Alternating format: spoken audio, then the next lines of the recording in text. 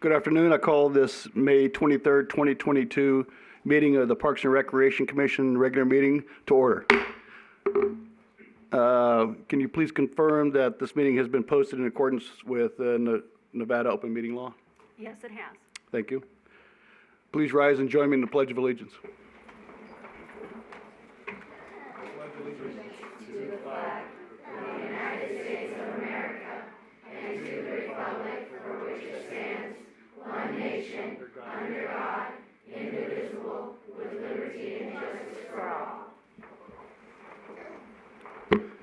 Thank you. The first item is for public comment, and this public comment period is only for items for action that are currently on the agenda. I'm assuming that most of you are here to talk about Field 3, and so that won't be available for public comment until the final public comment period at the end of the meeting. So anyone having public comment for this portion of the agenda, now is your opportunity to have that public comment. If you're on the telephone, you can call 702-589-9629. Again, that telephone number is 702-589-9629 if you'd like to provide public comment.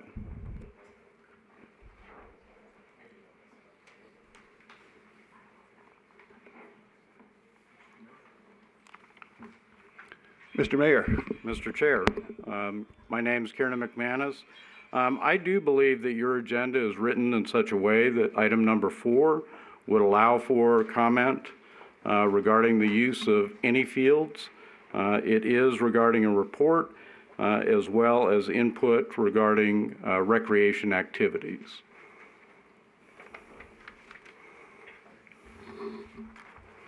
Does staff have any recommendation on the item?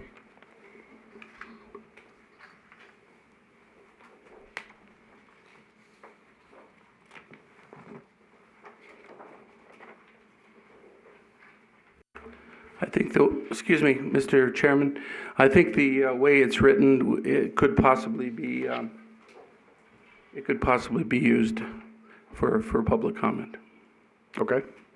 Thank you. With that in mind, I'll invite the public, either present or on the phone, to make comment. Please state your name and what you're commenting about, please. My name is Mike Keaton. I'm commenting about Field 3. To the Parks and Rec Board, my name is Michael Keaton, known by many as Coach Mike. I've coached softball in Boulder City for the past 4 years. I've also coached several different Parks and Rec teams at different times. I'm coming to you today as a softball coach and a parent, letting you know that taking away a softball field from kids to give to dogs is unacceptable. As coach and softball VP of Boulder City Little League, I feel that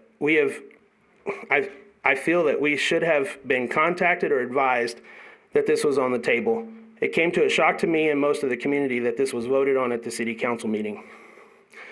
You are taking away opportunities for BC kids, namely girls who play softball. With the success of our high school girls softball team, we should be encouraging our young girls to play and not taking away from their hopes. By eliminating this field, you're taking away girls' ability to play at the same park as the boys. You're eliminating an opportunity to play in Boulder City. You're also taking away from family together time. As a coach and as a parent, I ask that you reconsider eliminating a field that is used by girls to practice and to play softball on. A dog park does not belong in the center of a baseball softball complex. Thank you for your time. Thank you. Please state your name. My name is Theresa Beaver. I've lived here all my life. I was born in the hospital. I gave birth to my daughter in the hospital. I successfully raised my children to be good citizens by using the Parks and Rec and all of the facilities. But it's changed recently. They used to cooperate, but now they don't. I'm going to read a letter that I sent to the editor. Does the mayor and current city council really care about Boulder City children and our young girls in sports? It does not appear so when they're willing to pay $72,000 of federal funds to steal the girls' softball field and to build a dog park.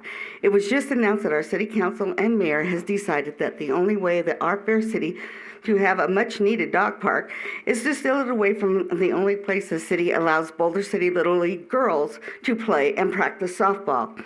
By doing this, it's still keeping the dogs in an area that many children are currently using. It is dangerous to have so many dogs in an area that baseball tournaments are held with young children. I have observed personally that many times people walking their unleashed dogs through the area of the ball fields during games and tournaments. I've also seen fights break out and kids get bit. That's not a good thing. It is a recipe for disaster if children get bit. Who is going to be legally responsible for those lawsuits? Is it Boulder City? Boulder City would be paying a high cost in legal fees and settlements. How much money was spent in this ball field, in which was built for the girls to play softball on? Overall, softball turf construction projects cost $420,000 to $650,000. So you're reckoning up $500,000 worth of a field where dogs can go poo on it. It does not make sense to destroy it when the fields at Veterans Park make money for the city by renting them out to the softball and baseball tournaments. They also hold some really good tournaments between the police and firemen as well on that particular softball field. Now, in their infinite wisdom, the mayor and city council wants to tear up a perfectly good field and put a dog park there. The mayor and council are using funds the citizens of Boulder City got from the U.S. government because of COVID. And to destroy an excellent softball field, it is one of the nicest ones in the city and the county as well. I have been to most of the ball fields in the county. It is totally unfair, and they are taken away from children and not exploring a compromise situation for the betterment of the children and the dogs. No consideration was given that they are discriminating against the children of Boulder City, especially the girls. Title IX protected girls and of our fair city from being treated this way.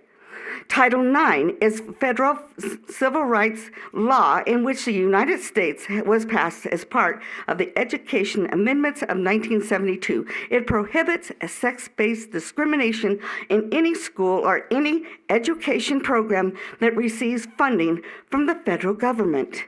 Sports activities are considered educational activities under Title IX. The penalty for non-compliance with Title IX is withdrawal of all federal funds. Can we afford that, Boulder City? In which may and could include many worthy projects that have already begun. Federal COVID money is what paid for the free baseball and swimming at the rec department. Is the city council mayor willing to risk losing millions of dollars we received from the United States government by appearing discriminatory towards girls? The girls need to have the same quality of fields that the boys get in the same location at Veterans Park. That's the law, the same quality. Instead of working against the nonprofits like the C-Spot Run Dog Park and Boulder City Little League, why not take the time to do an informal meeting and see what would be best for the children, dogs, and most of the people in Boulder City who use parks, including all of those that are directly involved in any agency that has a stake in dealing with the pros and cons, i.e. animal control. They might have a say in what would be a good place to put a dog park.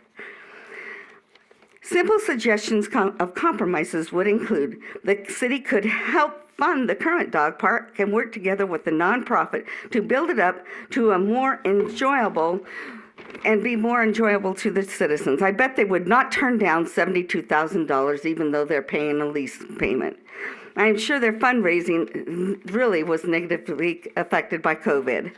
The city could find excellent areas in the many different parks that are not currently being used in locations away from the children for everyone's safety. Veterans Park, Del Prado Park, Oasis, and many other parks have current areas that are not used by anyone. They're just grassy areas. If there was more than one dog park, it would be beneficial to every area of Boulder City, not just one. The homes by the lake and the areas need safe place to go without having to drive there. Something uptown would be nice when they have big events that would include a watering or cool down station for our visitors.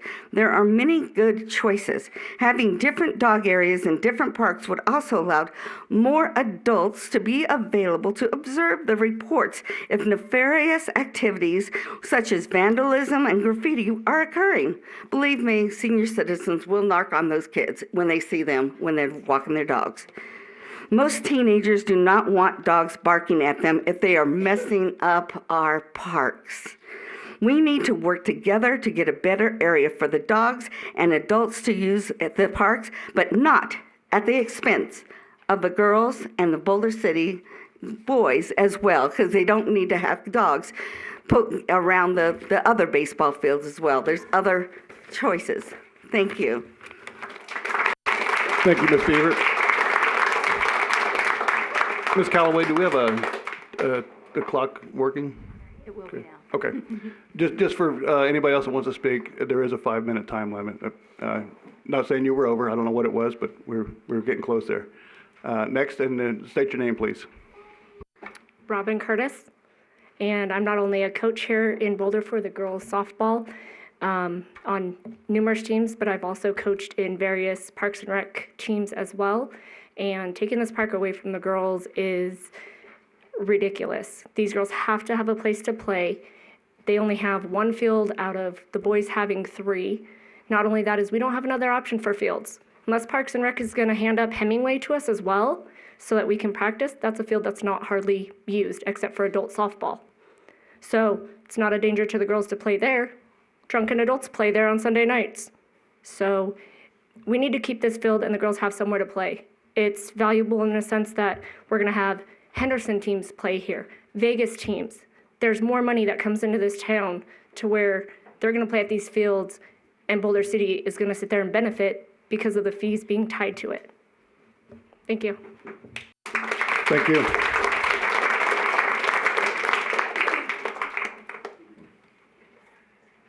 Any additional public comment from the audience? Yes, sir.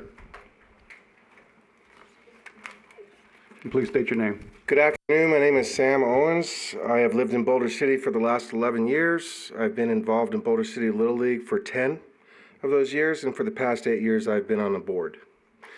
I have 3 kids, one in college, one's a graduate. The oldest is a graduate from UNLV. The one is currently enrolled in Oregon State, and I have a sophomore at Boulder City High School. All 3 of the kids will graduate from Boulder City High School. My wife is a teacher down in the Valley.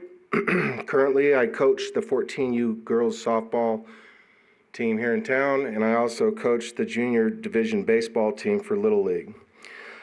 The boys are just starting their all-star practices, which is why I will have to leave as soon as I get done here. The girls just finished their spring season last weekend. I also am coach of a boys club basketball team that starts June 1st and runs through the summer. There are 2 things about the field that I think need to be brought up. One thing is that I've noticed is that as the community continues to grow a little bit with the new houses that are being built, I think that the Little League is going to grow a little bit, and when it does, the 2 fields that are set aside for Little League, excluding the larger field for the older kids, is not going to be sufficient for any growth. Softball specifically, we planned on offering 16, 14, 12U, and the current 10U team that's already offered by Mike. That's a really lot of teams to be placed at Hemingway, in my opinion. I have asked to be placed at Hemingway before in the past at Parks and Rec, and I was told that it was not available. Another thing that concerns me is that in the past I've witnessed personally, with no notice or less than a week's notice, Little League's games and practices being canceled and for special events such as dog shows and tournaments. So we were asked to move all of our games and practices to Henderson at our own expense. We chose not to do that because we couldn't afford it.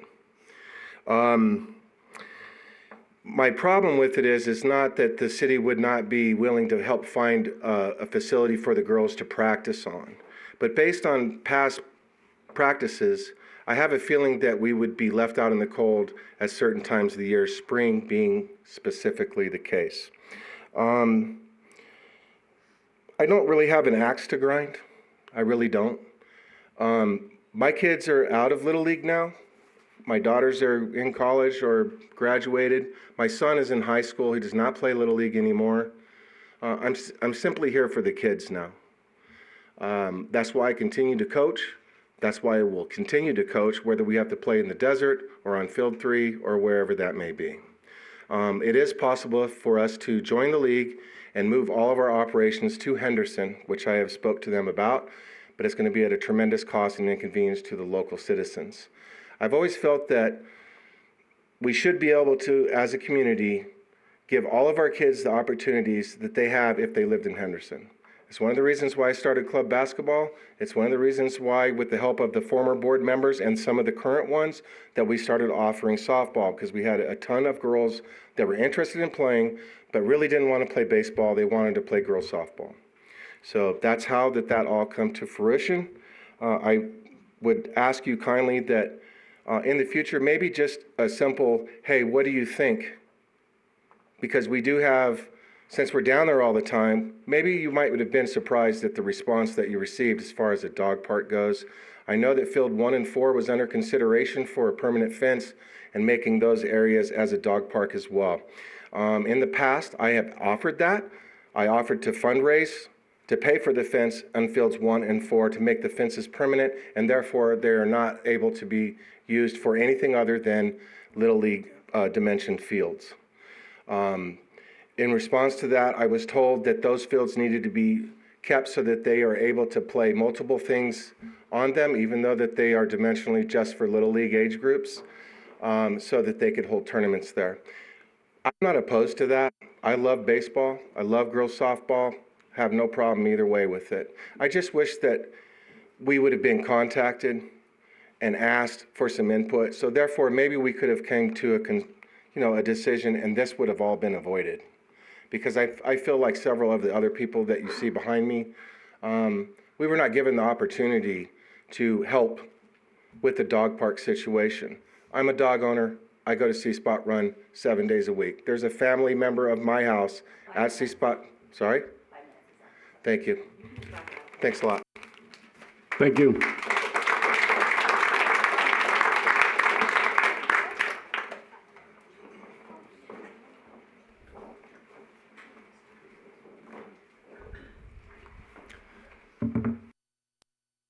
My name's Christopher Shea. I'm here to speak about Field 3. I'm speaking as a member of the community, as a father, an uncle, and a coach. I'm here in front of you to ask, as the Parks and Recreation Commission, to send this back to City Council for review. My understanding, with talking with the mayor through email and face-to-face, that the decision of approval may have been rushed and it wasn't given the appropriate amount of time to seek other options. And there wasn't enough research done on the actual use of the field. As everyone knows, COVID has taken a toll on everyone. The numbers that may have been given over the past 2 years may not reflect the actual use of the fields. But if you search further, you might be surprised on it being used every 2 weeks for tournaments, Little League, practices, all sorts.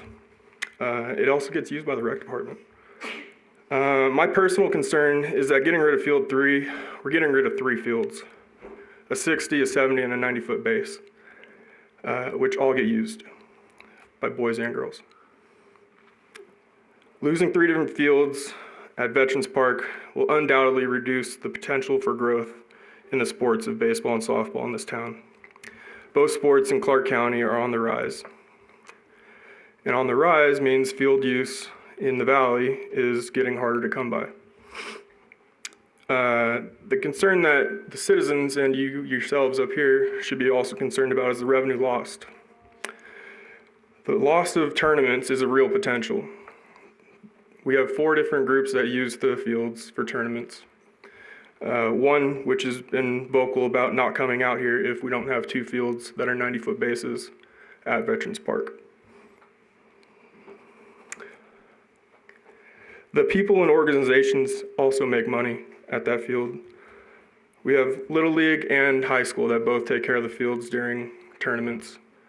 They make revenue that help reduce costs for uniforms, hats, and field use.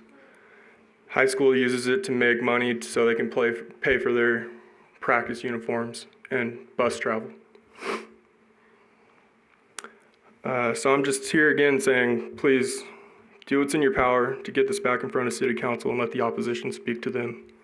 Thank you for your time. Thank you, Mr. Shake.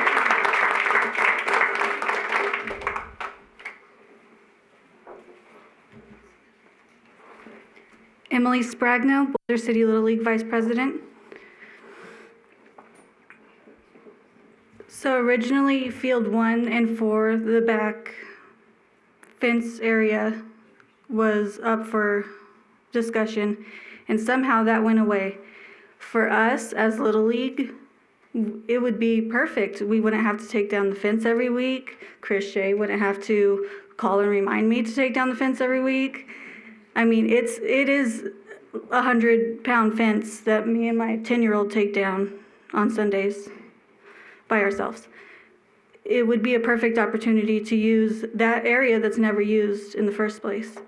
To take away softball, something that our old president, Katie Kyler, and our board worked very hard to get into Boulder City, would just be completely ridiculous. We have kids who they're practicing softball. Yes, they may play in Henderson, but they're practicing softball while their brothers are playing games on the other fields. And parents are able to drop their kid off right at this field and go over here. It is just amazing to me that there's so many grassy areas in Boulder City that could be used. There's the tree line on Pratt that isn't quite into Parks and Rec area, but could be fenced off. There's the skate park, there's Oasis, there's plenty of areas that are not being used by children to play sports. So, thank you. Thank you.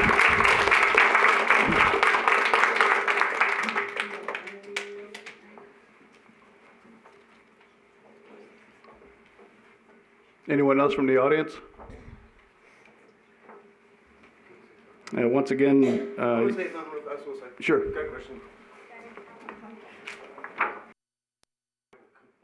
My name is Michael Cuniff. I'm new here. I'm retired military. But I want to let you guys know that I have 2 kids that are deathly afraid of dogs. And my kids already came to me and told me that if you guys choose to put a dog park in Field 3, my kids are going to quit Little League. I don't think that's fair to my kids. Can you tell me one place in Boulder City where I can take my kids and use a baseball field that's not locked up? You can't, because they're all locked up. We have to have permission to get on them. But you're willing to give them to dogs? I've had to call the police countless times because people have brought their dogs down there without a leash. And my kid is jumping in my truck to get away from the dogs.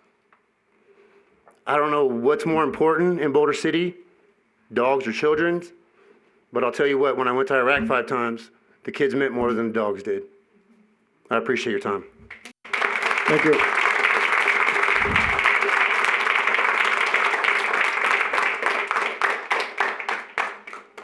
Again, the public can call 702-589-9629 for additional public comment. Meanwhile, anybody in the audience have any additional comment?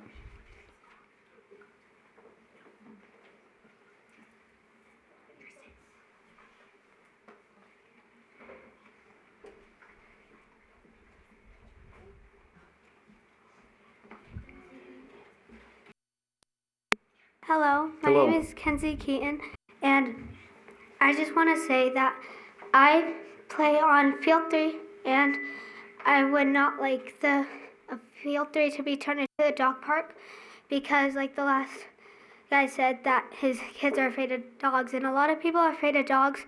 I'm kind of afraid of dogs too, and I would not like a dog to come up to me while I'm watching like my sister practice or something and come up and attack me. Thank you for your time. Thank you, Kenzie.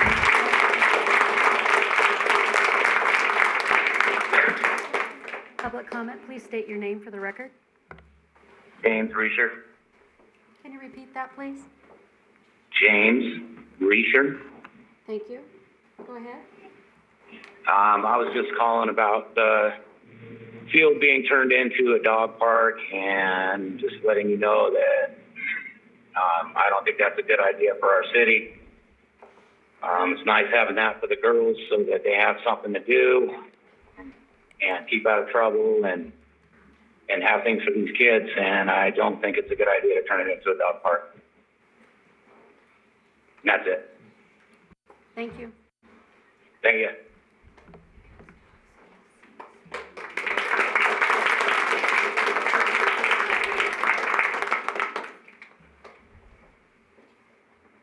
We'll wait a couple minutes for anybody who wants to call in. Meanwhile, anyone in the audience would like to speak, please do. Again, that phone number is 702-589-9629.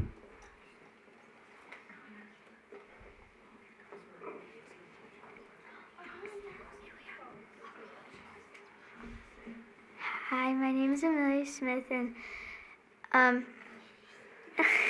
if you turn Field 3 into, thank you.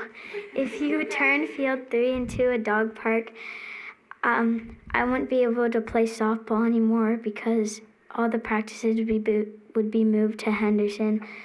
And I really love playing softball, and I'd love to play it again. Thank you for your time. Thank you, Emily.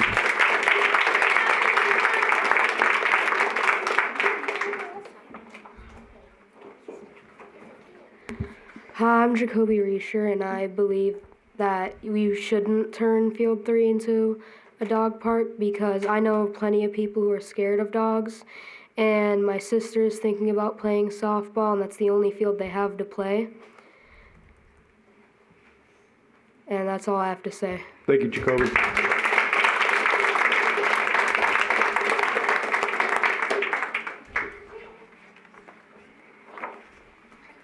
Hi, my name is Brandy Mosier. I'm Boulder City Little League Secretary, and I've served on the board for the last 8 years. My son is currently playing his final year with the league. And one of the things that nobody else has really touched on today is the fact that Boulder City High School, both softball and baseball, has been a force to be reckoned with, and that is because of our program. You need to take that into consideration. It affects the entire town. Thank you. Thank you.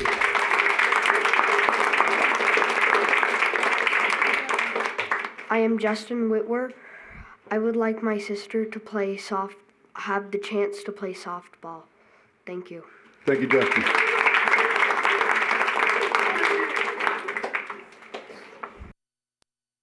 Kaminsky, and I would like to say that the dog park across the street, it's all dirt, but we could just put grass in it and let the girls play. Thank you for your time.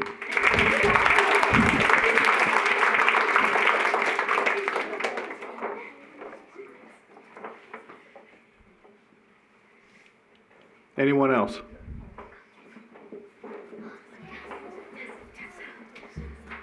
Hi, my name's Tessa Hess, and I play softball, and I'm looking forward to playing for the rest of the seasons with my coach and all the other girls that play on my team. And the only place that we practice is at Field 3. There's nowhere else that we really can unless we want to drive all the way out into Henderson. So I would ask you guys to please save Field 3 and not turn it into a dog park so that we can keep practicing and continue letting little girls join older teams, which would help them follow up to high school, maybe make it somewhere from that. Thank you. Thank you, Tessa.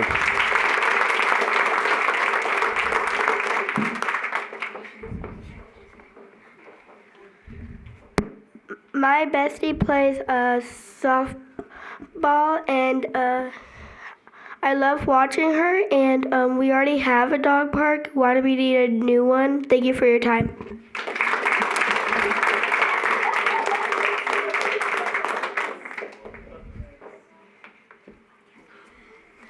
Hi, my name is Tristan Curtis, and I don't think that they should take away the Field 3 for a dog park because we have a dog park and it would be taking away a softball field for girls. So that's really all I have. Thank you, Tristan.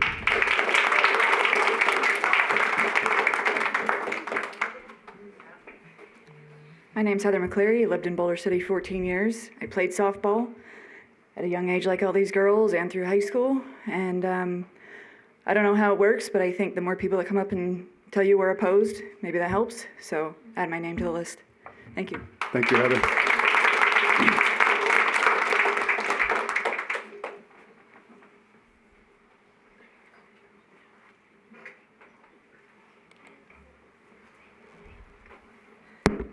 My name's Brian Kaminsky, and I oppose Field 3. Thank you. My name's Mary Smith, and I Field 3.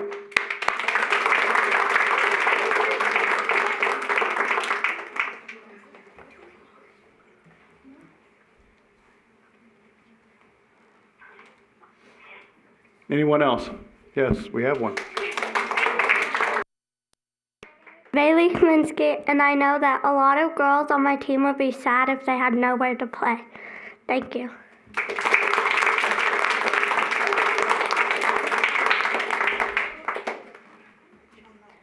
Hi, my name's Tina Meisher, and I'm up here to say that one day I might join softball, and I really want a place to go so I can be getting more activities to do in summer or stuff. Thank you.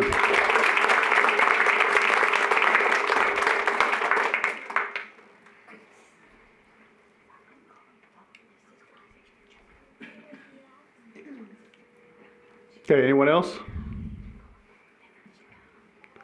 And have a note.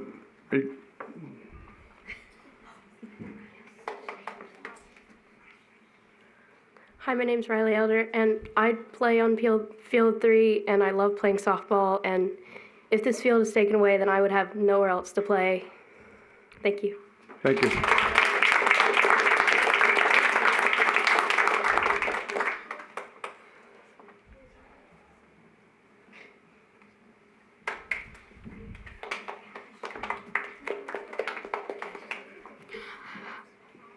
Hi, my name is Kashtan Uriosti, and we have a dog park already, and they could also have the library park. Not a lot of people use that.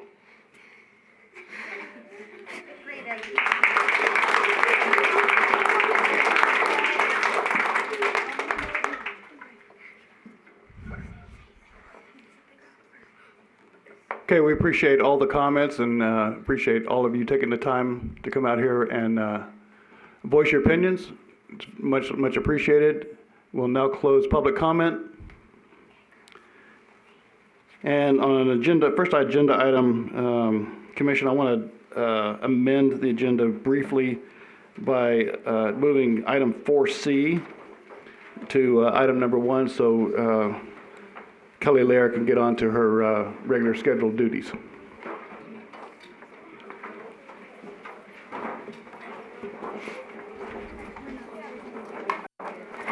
Thank you, all you softball people that are leaving, for coming in and voicing your opinions. So, if you don't mind, I do have my baseball to get to at Hemingway. So, regular sports leagues are coming to a close. They coordinate somewhat with the school year. So we have a couple more weeks. We had opening day for youth baseball. Our youth baseball program started on May 5th. And thanks to Scott and Rose for attending. We introduced 4 T-ball teams, 4 coach pitch teams, and 4 co-ed baseball teams, and they began their season. The little teams, the little guys, which is T-ball and coach pitch, they play at Veterans Memorial Ball Fields on Tuesdays and Thursdays. through June 2nd, and the 3rd through 6th graders play baseball, co-ed baseball at Hemingway Ball Fields on Mondays and Wednesday evenings through June 6th, preferably before the triple-digit heat settles in. My staff, coincidentally, members of the boys basketball program at Boulder City High School, will be assisting Brian Bradshaw, the girls varsity coach, in running the summer youth basketball camp from 1 to 3 in the afternoon, the latter part of June, which is right after the gym will be closed for voting, and through the month of July. Cost is $5 for 2 hours for each child. They will have instruction and games in the new gymnasium, and I know Brian's excited because he'll get to work hands-on, and we're really trying to grow that basketball program. It's kind of been dwindling for the last couple of years before COVID.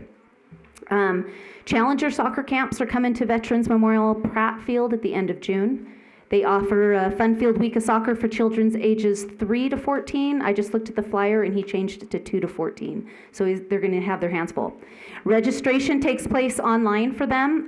It's not a city-sponsored camp. They just use Veterans Memorial Pratt Field, and it's highly recommended. It occurs on the city field. They do a fantastic job. Both my children attended the camps multiple times. They love the interaction, the games, and they absolutely love the British accents. So. For Jamie and I, we're in the process of attempting a 1-day, 4-hour sports camp for 3 to 5-year-olds at the end of July. And we're tinkering with that age group. Julie brought it to our attention, and kind of other people are trying to supplement their programs with that age group. And our intention is to introduce the sports that we offer through Parks and Recreation and to interact and interest these little people with games, team play, contests. And we're still working out the details, but if we can interest the community in this, perhaps we can offer a few more of these camps, or even consider pursuing a younger league in the future. Our older kids have been offered, and I think I discussed that at previous Parks and Rec Commission meetings, is that the older kids are now getting some sports through junior high because they're offering a lot more sports at the junior high level. And so that age group we're losing it to Little League, we're losing it to HTSA, we're losing it to club soccer. And so if maybe we reach down to the lower kids, we can kind of invite them to play. It would just have to be a different league, and they'd have to be shorter games. If you've ever seen the kindergarten hockey, they start rolling around on the floor at about 5 minutes. So we would have to change it up a little bit. For our adult sports, adult softball finishes the regular play for spring and summer season the weekend after Memorial Day weekend. The 5 teams will participate in a double elimination tournament ending the league. It takes place at Hemingway Ball Fields on June 12th and June 29th. This too hopefully will end before the heat hits for the summer.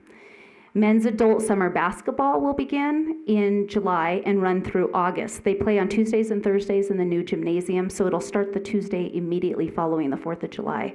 And we pack the gym on those days. People come and watch the teams play, and it's something to do in the heat of the summer. And last year, we had to start with masks and start with no spectators, and we ended with an open gym, and people really enjoyed it. So I think we can probably get 6, 7, maybe 8 teams this summer. So that's what's happening in adult sports, and then once September rolls around, we'll start all over again with our adult women's volleyball, fall softball. We'll try over the line again. We had a small tournament, and people enjoyed that. Any questions for me about youth or adult sports? After that crowd, you guys are looking at me. They were looking at me when they were talking, so I was wondering if you guys had questions for me. Are you impacted by Field 3? I will be, Michael. Yeah. Well, I have a good relationship with Little Leagues. You know, Emily especially for the last few years, and it's quirky. The use of those fields are quirky in that we use them sometimes. We have tournaments sometimes. As long as they're taking care of them, the field use is theirs because they're Boulder City kids. Can they use other fields? Yes, they can use other fields. But during Boulder City High School softball and baseball, they can't use those fields. Those are in use of varsity and JV. Could they use Hemingway? Yes. They're just far removed. And they would have to go around my programming because I moved my little kid programming to Hemingway to get them off of Bravo. That field was getting torn up. So my programming is down at Hemingway now, and then I use 1 and 4 at vets, and we kind of they work around me. I use them Tuesday, Thursdays, they use them every other day. Well, as it is, you can work together on that, except for special events and that kind of thing that disrupt the. Right, it'll get a little tricky with other fields, but yeah, it'll impact, and with my staffing, it will impact my sports program. How often would you say that field is used? Daily? Right now, yes, absolutely. With the exception of maybe Sunday, it's used multiple times. They have different age groups that practice on that field, and oftentimes baseball will practice on that field. I think Chris Shea hit on that. It is pegged for 60 foot, which is the little guys, 70 foot, which is adult, and 90, which is the adult kids. And there's a temporary mound that other tournaments use to bring their baseball kids so they can use both fields at the same time. So that being said, I know that there was when you go back to fields, I might mess up the numbers, but 4 and 2, was it? That were the two 1 and 4 are the 1 and 4. They renumbered them because the number 2 was significant, and so that had to go to the big baseball field. So it was renumbered. So it's 1 and 4, which are the fields on your right side as you face the field or face the complex from the parking lot. So the 60-foot base. Those are the 60 foot. Yeah. So have we? If those are limited 60-foot bases, can we accommodate something that requires greater base distances, like 70 or 90-foot bases on those? I know it's a much smaller diamond, so how would you? It is a smaller diamond. I haven't looked at the base anchors on those. The mound would definitely be different because it is very short and small, and it's closer to the batter's box. The fence line, not sure if it is Emily still here? Do you know if it would accommodate a 90 foot? No. It's not 400 feet, right? Because of the mound and, the mound itself is too close. You would have to build it back. It is specifically to baseball, though. It's not softball. I've had people ask me why softball. Just can't thinking do that. about the previous kids? proposal about the dog park and the outfields of those fields. Would that? Right. And in looking at the Hemingways in the past, we tried to look at pegging them for 90 as well, and that runs into the grass. So we can't peg those for 90. 70 is, we have 60 and 70 at Hemingway. Okay. So the only use of those of 1 and 4 could be Little League. Correct. Okay. Any other questions for Kelly? I know she's got to get off to the field, so thank you, Kelly. Okay, now we'll get on to the regularly scheduled program here, and so we'll start with item 1 for possible action is to approve the minutes from the March 28th, 2022 meeting. I have a motion to approve those minutes. I move. Okay, and a second?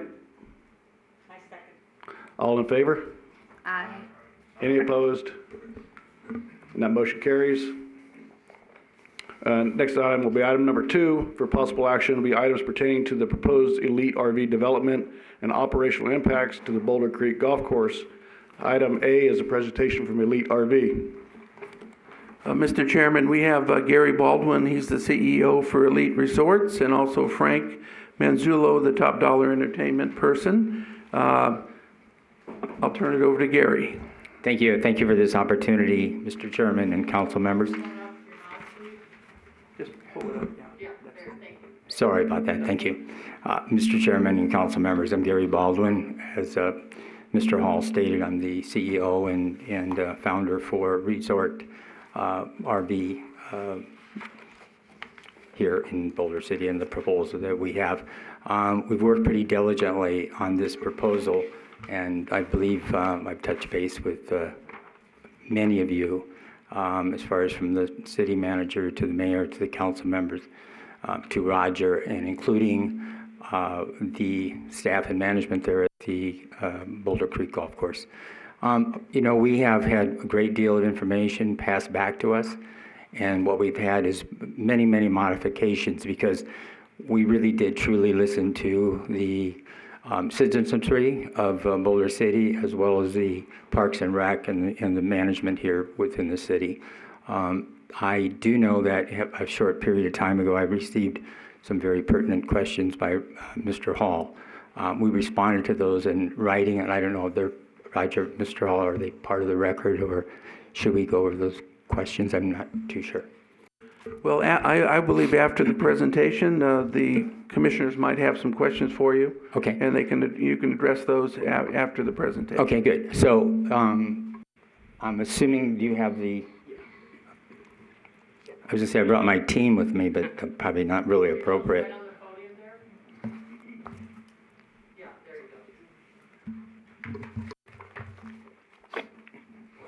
Thank you, everyone, today for spending time with us. My name is Frank Manzullo, and I'm part of the project here. And what we're going to do is go through the presentation that actually highlights what the project is about, where it's located, those sorts of things. And we'll keep it brief, as we've done this a few times, and I know many of you have seen this. But overall, we really want to take everything that Boulder City is and its essence, and just reach out to the world and show the world that we have something amazing here. The dam and the lake and the local history, there's so much to see here.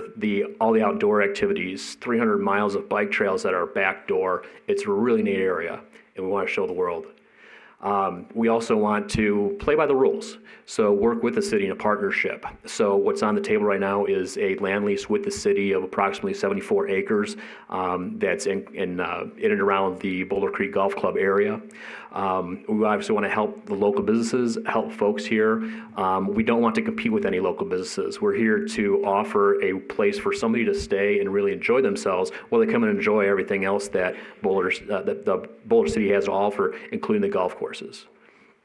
And ultimately, we do want to take care of the land. That's very important to us as well, from a lot of standpoints, and want to follow the land management process, which I think we've done a good job of up to this point. So this is the map that we actually have worked with the city to create. We had some different ideas and some back and forth with the council members, and we believe that we came up with what is a really good plan. This is the last iteration that was given to us by Michael Mays et al.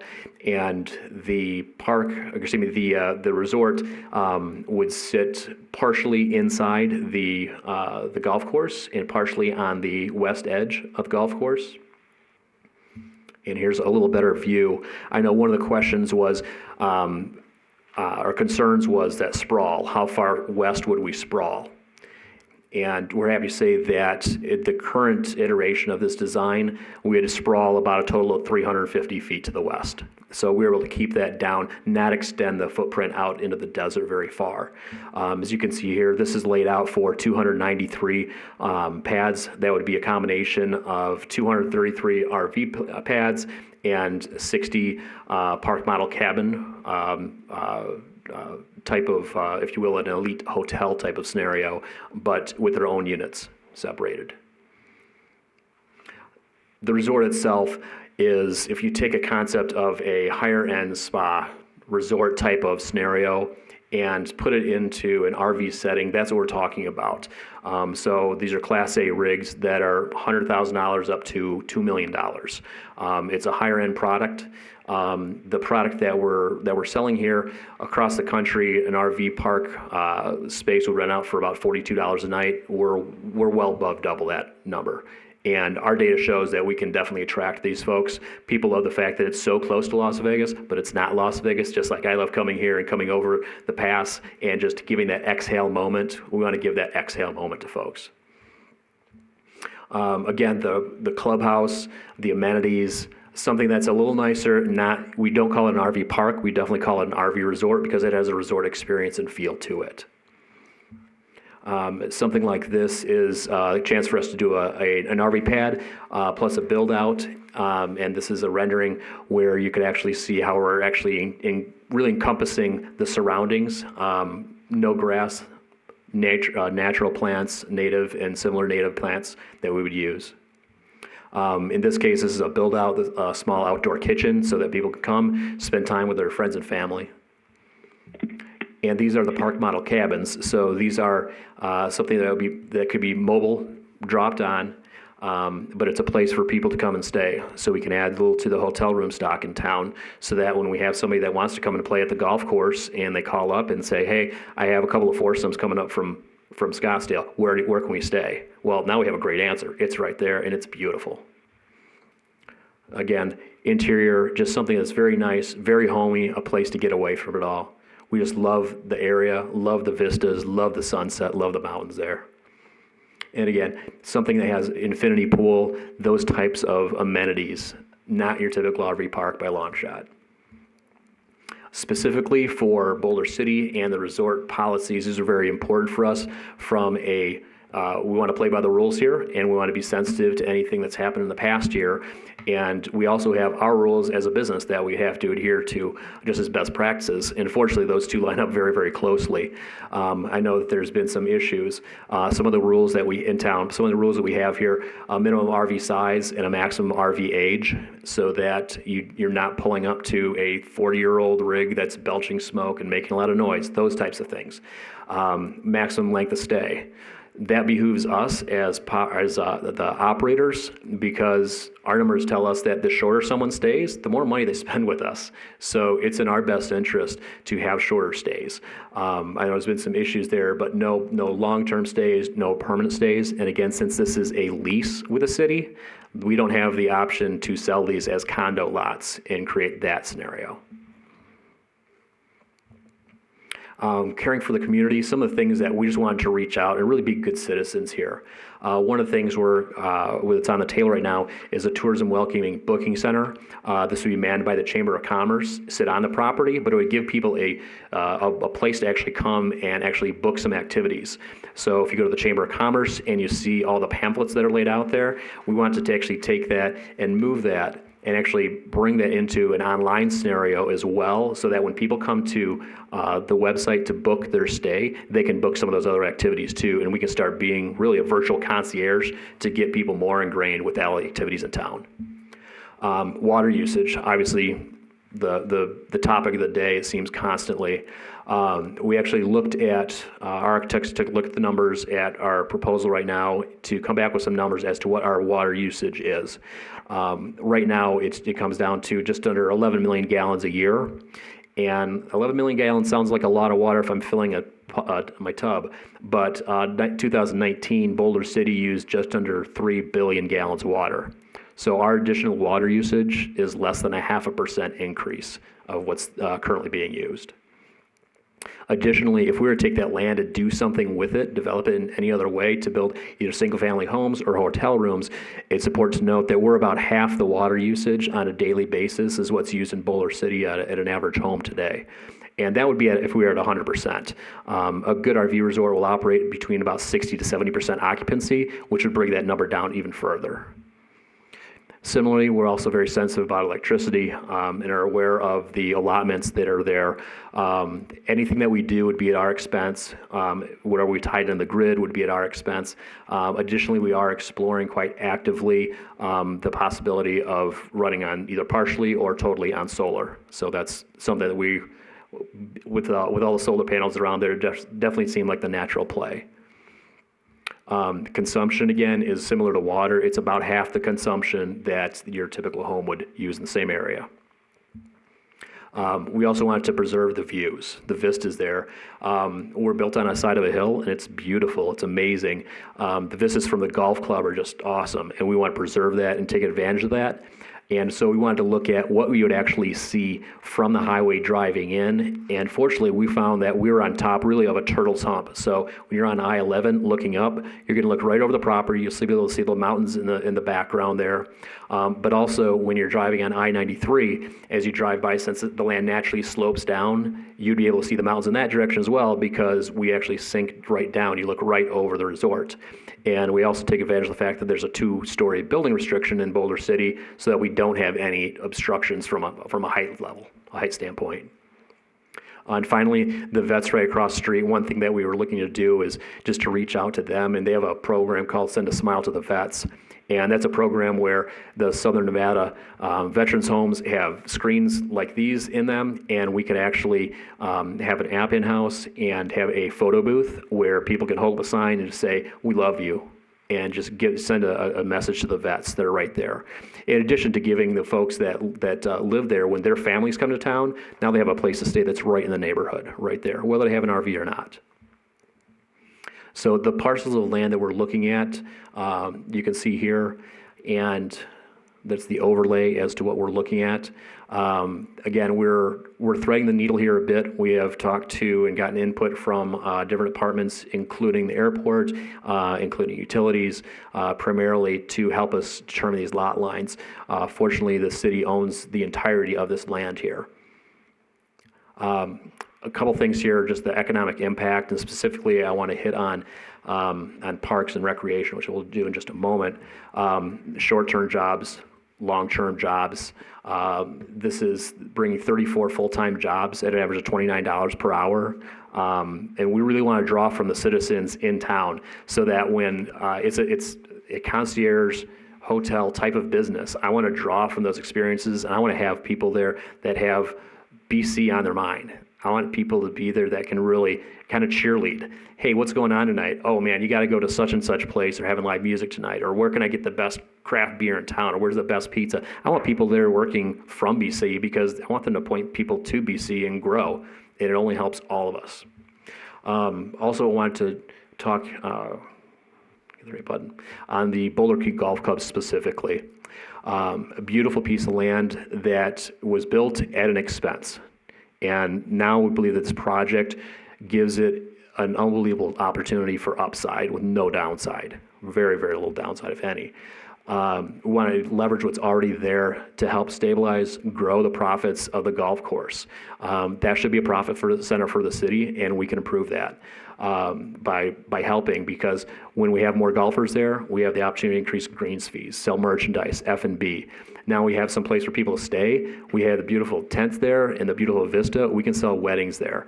Additional rounds for Boulder City Municipal Golf Clubs too, because if somebody comes in for the weekend, they're going to want to play a couple of different courses. And we love that it's here, and we have the opportunity to keep that here and not send those customers to Las Vegas, where there's 51 other golf courses that are a little ways away. And really, it's about generating new income from golf tourism, which is something that's never really been, to my knowledge, brought to the forefront here in the city, is that people will actually get in their car and come out from Los Angeles, come out from Arizona, come out from other parts of the country and spend a weekend here, spend a week here, and play this incredible golf course and have fun doing it. And we want to give them that opportunity. Finally, when we're going through and looking at what the city would like. And I love the opportunity to have this public forum type scenario, this meeting, because we get to understand and hear from the citizens. Well, we want to do a little research. So back in 2018, there was a strategic plan and 202 responses. Almost 10% of them had comments specifically about tourism, and 16 of the 16 were pro-tourism. So some of the comments: we need RV resorts. Encourage overnight stays, encourage recreational opportunities. Make an attraction visible from I-11 that you can see while driving past Boulder City. And maintain small town atmosphere while appealing to visitors and tourists. And the theme that emerged from that was that the folks here in town, they want to grow, but they want to do it through tourism, not through tract housing. And that's why we're here. That's the last slide. Okay, thank you. We'll wait for the lights here.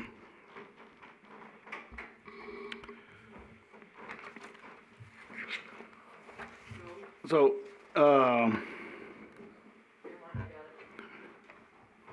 we'll move past the presentation, obviously, and we're now in a discussion period where we can ask questions of these gentlemen.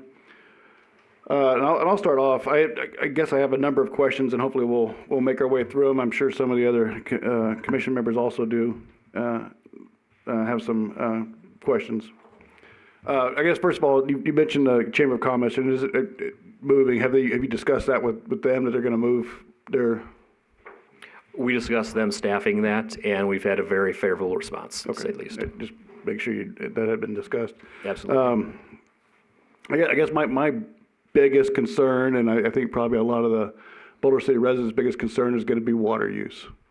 It's a big deal right now, and it probably will be for the rest of, the rest of everybody's life in this room.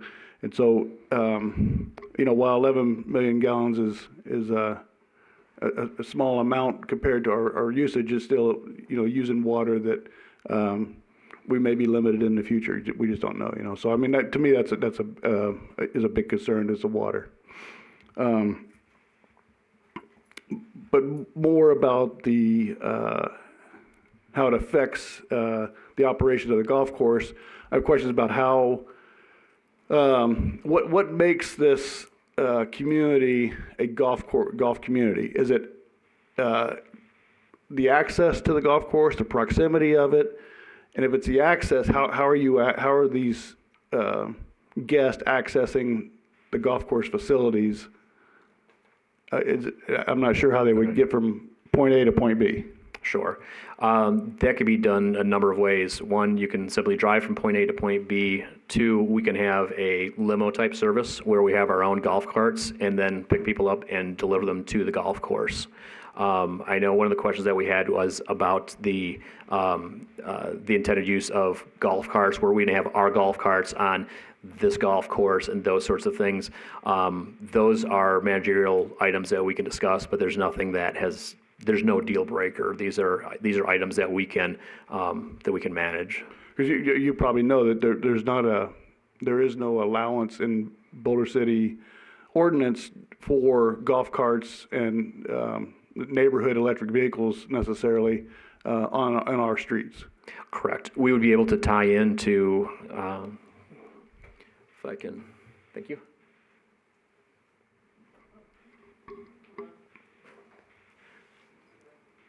Pull up the map here and see how we tie into that.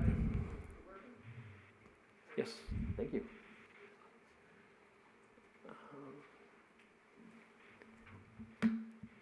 Okay, so you can see where the tunnel is that goes underneath Veterans Memorial Drive there.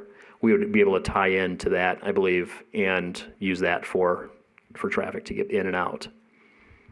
At worst case, we would need a street crossing, but I think that the tunnel is low enough traffic that we'd be able to use that. Well, it's probably low enough traffic now. It's going to be quite significant if you had 296 golf carts cruising through there. Well, at any given time, how many people are golfing, and we would expect that if we have, of the 293 spots, people that play golf on a regular basis, it's going to be some number less than 50%. It's not going to be an exclusive golf course. There's a number of reasons, hundreds of other reasons why people want to come to Boulder City and experience something like this, I believe. Okay, all right. I'll give somebody else a chance. If anybody else wants to ask right now, and I'll come back. Yeah, Scott, I have a couple questions. Yes, sir. Right now, Boulder Creek has 3 courses. The city has 3 nines, and the city has 2 nines, or the Muni has 2 nines. And you see the usage is about the same, so the municipal course per 9 hole gets a little more use than Boulder Creek does.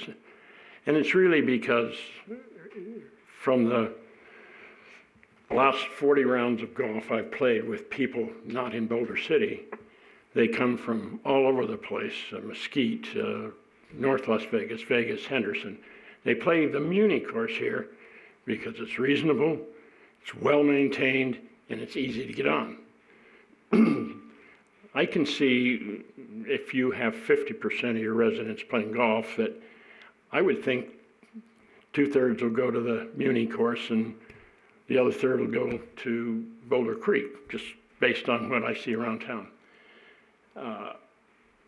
From a very selfish standpoint, that's going to make it a little harder for me to get on.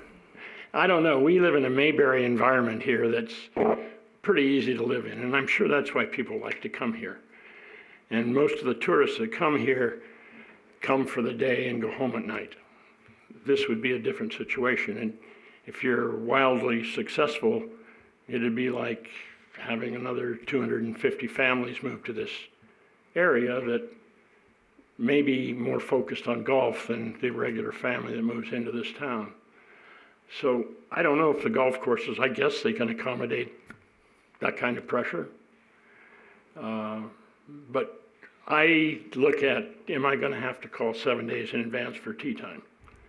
That may happen if you're very successful, and that might be a great thing, or might put a lot of pressure on parks and recs, and especially the golf courses to accommodate that. I don't know, maybe they can.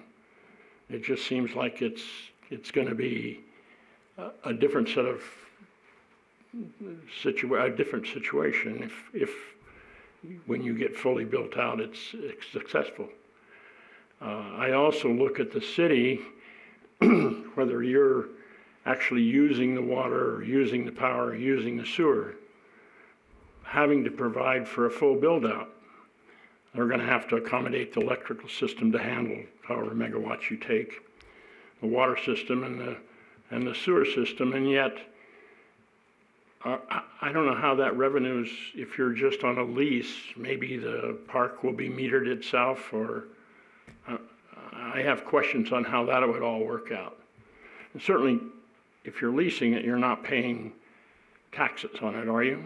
Or is that going to be property taxes I'm talking about? I had anticipated property taxes. There's an 11% hotel tax. It would just be hotel tax rather than a property. In addition to whatever other applicable taxes, sales tax, et cetera. Anyway, those are some of my concerns, and some of the concerns I've heard from people in the city about, especially the use of the golf course. So. Okay, thank you. Maybe it's been a. Well, he mentioned utilities, but how will the utilities, building out those utilities, will it impact the golf course during that construction period? So will those utilities be crossing the golf course property, or is it going up and around or down south or and around, or how's that working? That, I have not explored that yet. Probably off-site. Yeah. Good. Steve, did you have? Okay. Yeah, I have a question.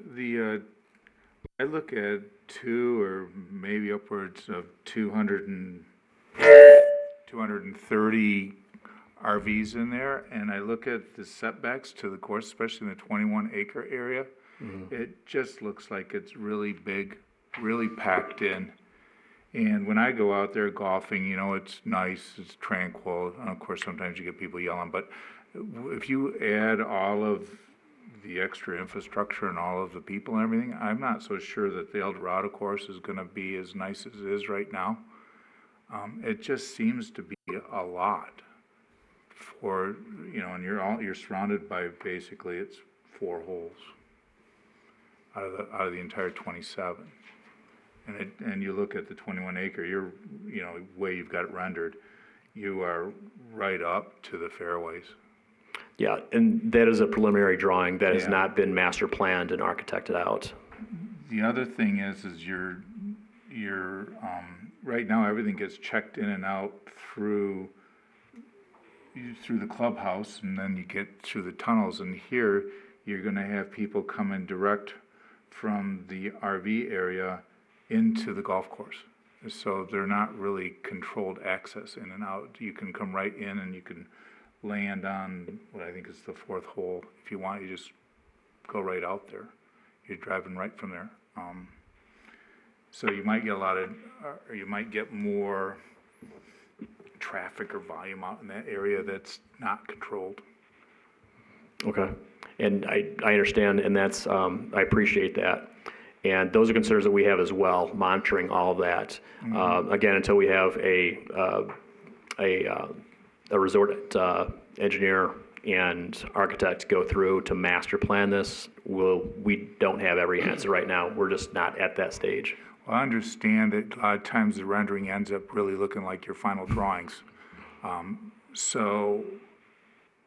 It may change, but right now it's just really large for that particular part of the course. I mean, it takes up a lot of the space. You've gone out there and golfed on that site, I'm assuming? Yes, we've gone out there and driven the site and taken photographs and understand it. Out of curiosity, what kind of maximum stay time are you allowing on the site for the RVs? Is it like a 1-week stay or 2-week stay? Do you have a max in mind? That we have not discussed with the city yet. Okay. All right, that's it right now. Thank you. Yes, ma'am.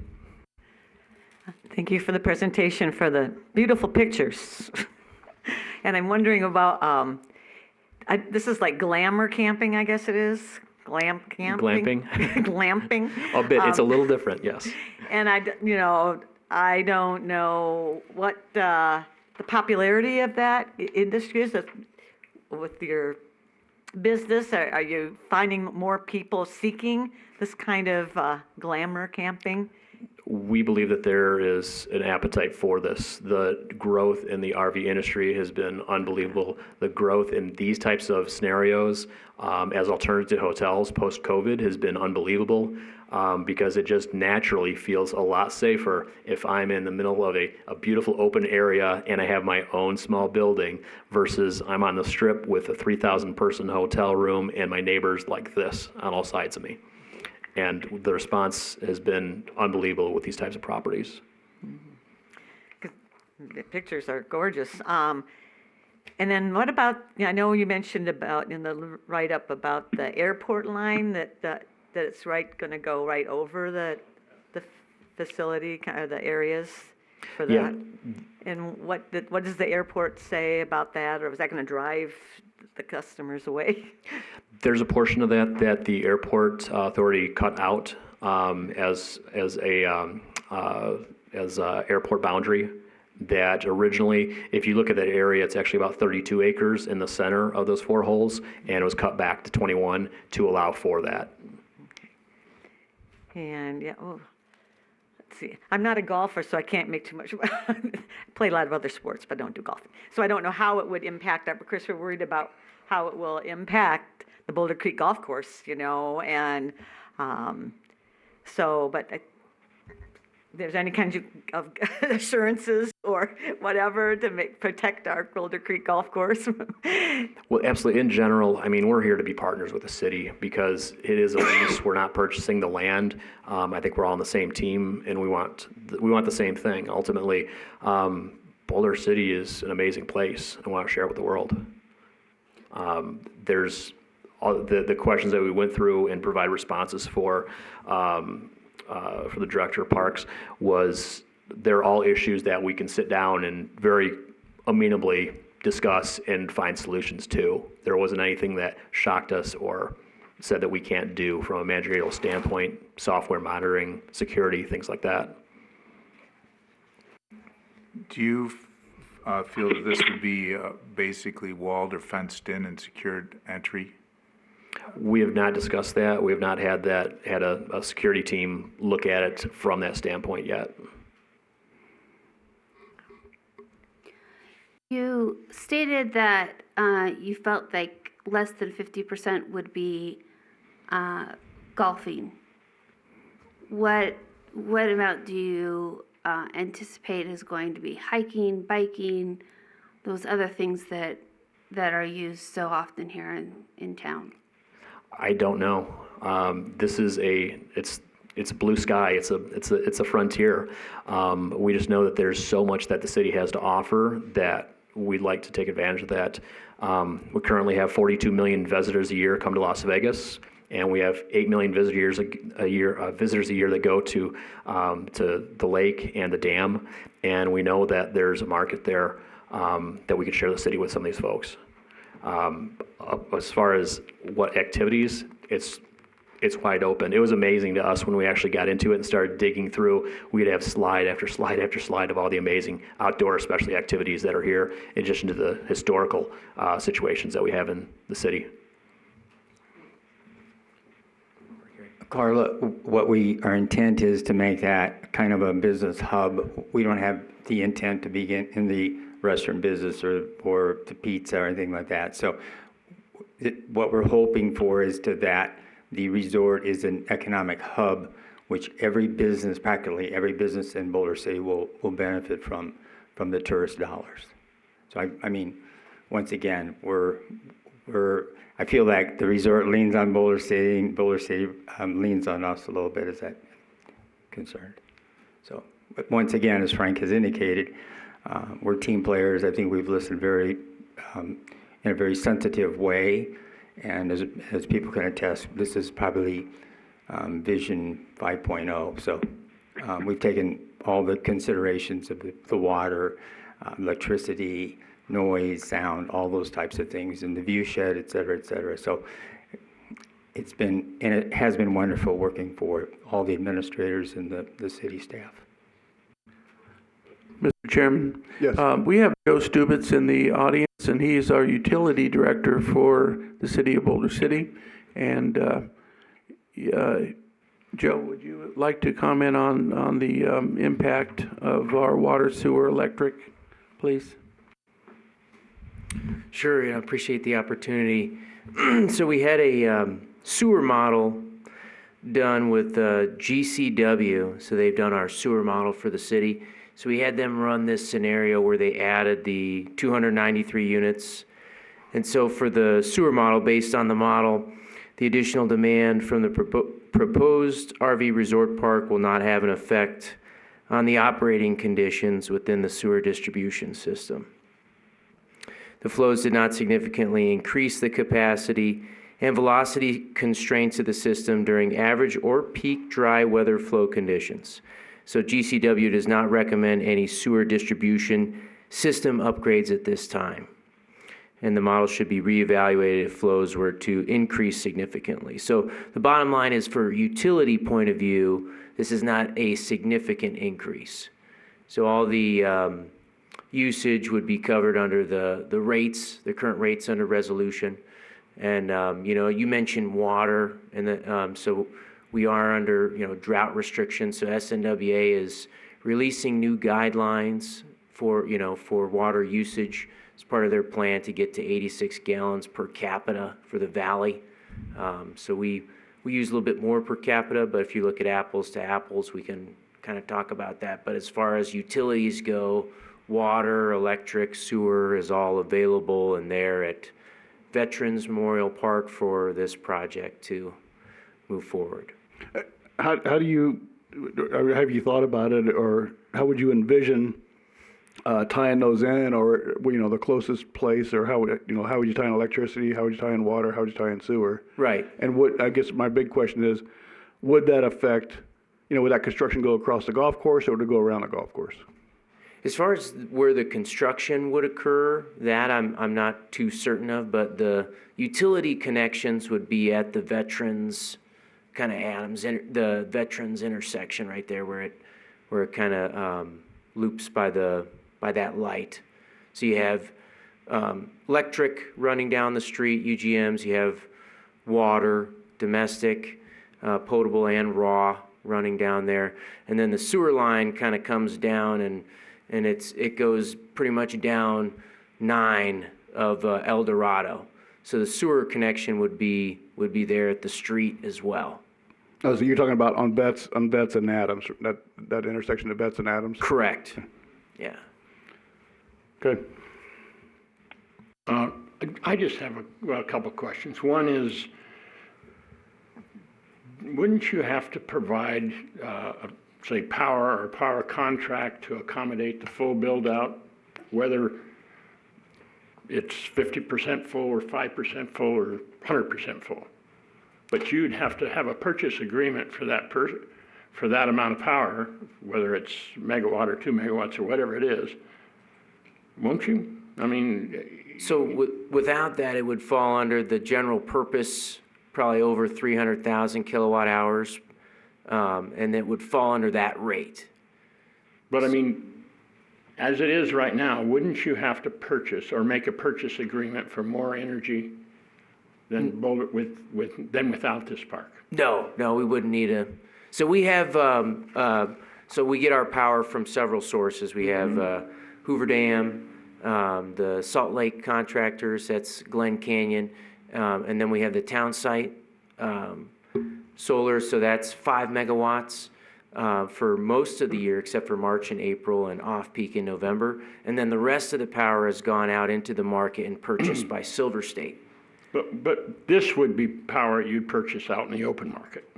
Not necessarily. I mean, it could be from any of our sources. Okay. I get it. Okay. I guess I agree with that. Thanks. How long I want to go back to the lease. I don't have any questions on the utility side. Okay, thank you. How long are you envisioning the lease for this property?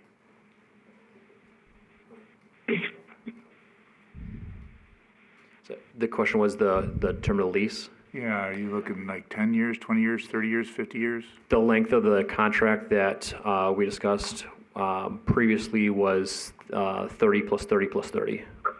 Okay, yeah, because I was curious if the lease expired and a renewal didn't happen, what would happen to all these improvements there? The city keeps them. City keeps them, but then we have basically unused RV park for a while in the middle of a golf course. If it can't be used for its intended use. So that was my question. We would anticipate, and our business model is such that we continue to thrive there. Well, I hope we all last 100 years. Along those lines, you're probably aware that there was a elite, or well, not the brand, but I'm using the lowercase elite RV resort off of Wagon Wheel Drive probably 20 years ago. It's no longer there, obviously, and there's now houses built there. I'm just curious if you guys were aware of that project and that it failed, and have studied why it failed. I'm not really sure myself, but I'm just curious if, along those lines, if you go out of business, we're stuck with some infrastructure maybe we don't necessarily want around the golf course. I understand. And no, I have not done a deep dive on that property, but I will take a look at that. What we do know is from all the national trends, it is just, there's such competition right now for RV lots. They just built and built and built during COVID-19. Up before COVID-19, that industry had seen a 62% upside. Between 2000 and 2020, there was a 62% upside in the number of RVs on the road. The numbers were just unbelievable because you had a section of baby boomers retiring that had the disposable income and the time to do something like go RVing. At the same time, we had pressure from millennials who were disenchanted watching their parents lose their home 15 years ago in the crisis, and that was a shocker. They're going into RVing, which is just putting more pressure on the overall system. So those two mega trends are just starting to happen. The baby boomers have been out there for a bit, but the millennials pushing this, it's unbelievable. There's currently over 1 million RVs on the road right now that are permanent housing for people that in America that live, work, and commute in their RVs every day. Another concern I had, especially for that the western boundary of the western parcel, that actually it's the eastern boundary of the western parcel. There's a dirt road that runs along there that was an access built for building the runoff channel that's down by the airport. Anyway, along that road, I frequent there occasionally with my dog, and I can't go out there without finding about 5 to 15 golf balls every time I go out there. So I'm curious about any mitigation that might be in the works for that or thought of, and certainly we certainly want to limit the liability to the city if those errant golf balls landing in that area. Absolutely. I'm a golfer, and I'm not a very good golfer, so I totally understand that scenario. And we looked at the golf courses as far as the locations of the tee boxes, what direction they're going, where am I chipping or am I driving at this location when I have something sitting behind me. And that's something that we were careful to consider there. But when the time's right, we'll hire the right professional that lays all that out. Additionally, any other things that need to be done there as far as cladding on the buildings or special glass, things like that, those will be taken into consideration, and I'm sure our insurer will take good care of us there. There's rules that we have to apply to the situation. Even people with $100,000 RVs are hackers. And then I just had a question: have you guys considered any other locations, or is this the only location worth considering? We actually have considered other locations. We originally looked along I-93. If you were to take this and rotate it so that it goes out to the west, that was our original consideration, which would have had more highway frontage and would not have touched the golf club. At the urging of the mayor and others in the know that knew to not go towards the sprawl, but to bring it back towards the city. That's when we actually rotated that and saw this amazing jewel of the golf course there that we could blend with. And that was the nexus for that. Additionally, we made some major changes about 6 to 8 weeks ago. Once we got all of the information from the airport facility and the utilities to understand drainage and understand power line restrictions and things like that, easements, and that's what we got that's where we are with the current design. The city has also offered the land, I think it's 36 acres to the north side of Veterans, and also a 100+ acre site that would be to the north of the Veterans home, which is interesting but not nearly as appealing for a high-end resort like this. That would be similar to the Cascada area then, correct? Similar, yes. Okay. Yep. Mr. Chairman? Yes. I have a few comments. Andy Shaper, the golf manager, in talking with him, he had a number of concerns. I'll just bring them forward. One of the big things, and I think that was on your notes that they addressed, is the security during for nighttime use or whatever. And that hasn't been determined as of yet, but I assume that Elite RVs would be hiring security to police the area and to make sure that people do not get on the golf course. And then who handles the damage to the course and who polices the visitors after night was a concern from the golf professional. And then open access to the course, again, it hasn't been decided about a fence around the course, wrought iron or whatever, but that was his concern about open access to the course, securing the course at night to make sure that there's no damage to the greens and the golf course during the night. He also mentioned that he likes the overall concept. However, the only downside that he sees is the close proximity, as you brought forward, being so close in there with the 4 holes on the El Dorado side.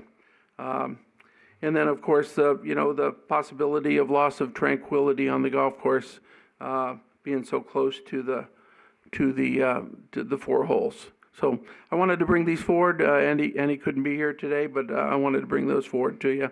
And we addressed these in the questions that we sent you.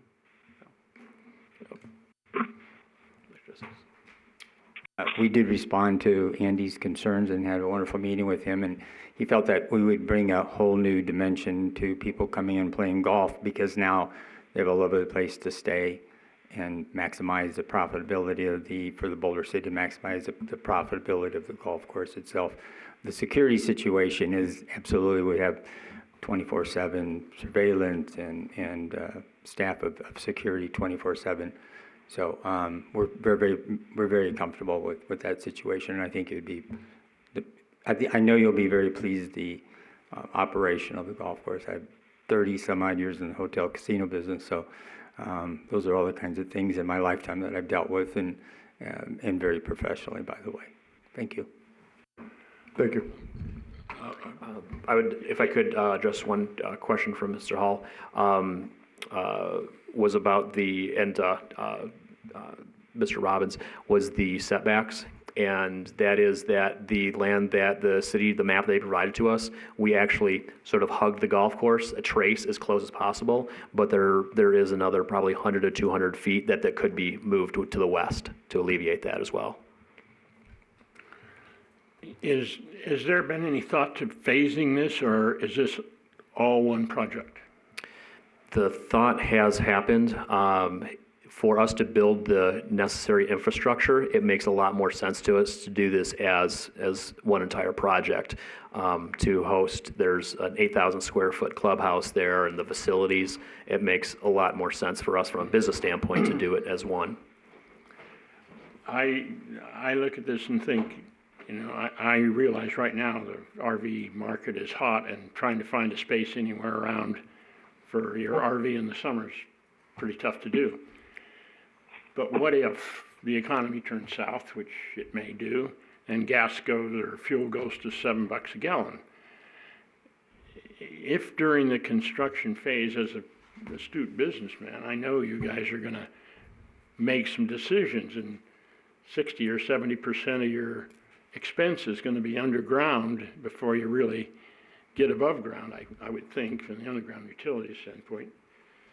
What if something happens where you need to make that hard business decision that you're gonna stop construction? Is there any safety net Boulder City has, that we don't end up with a barren hunk of ground with stub-ups? That's kind of a somewhat of a legal question, which and we're concerned about that. I mean, situation is, as far as gas going through the roof, probably going to happen, unfortunately.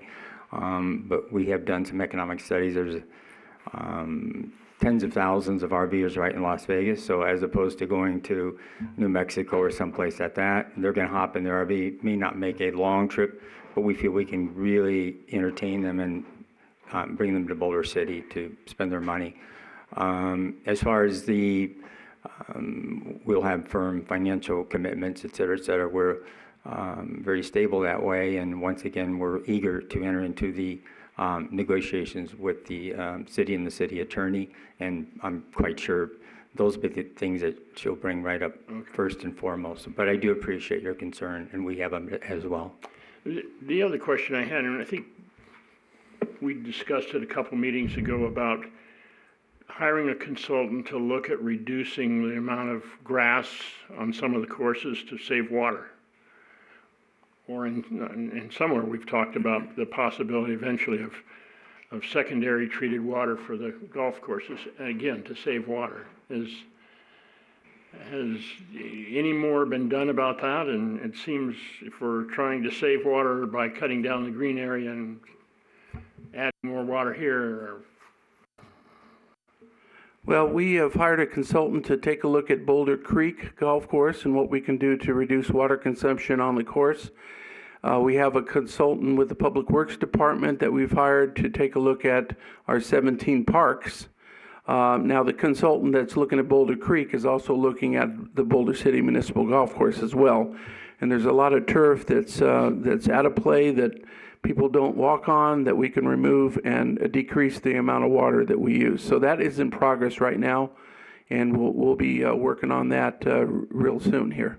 The lake is not gaining any height. It's losing water, and so we need to get on this real quick. So yeah, I appreciate that, and I think it's money well spent to find a way to do that.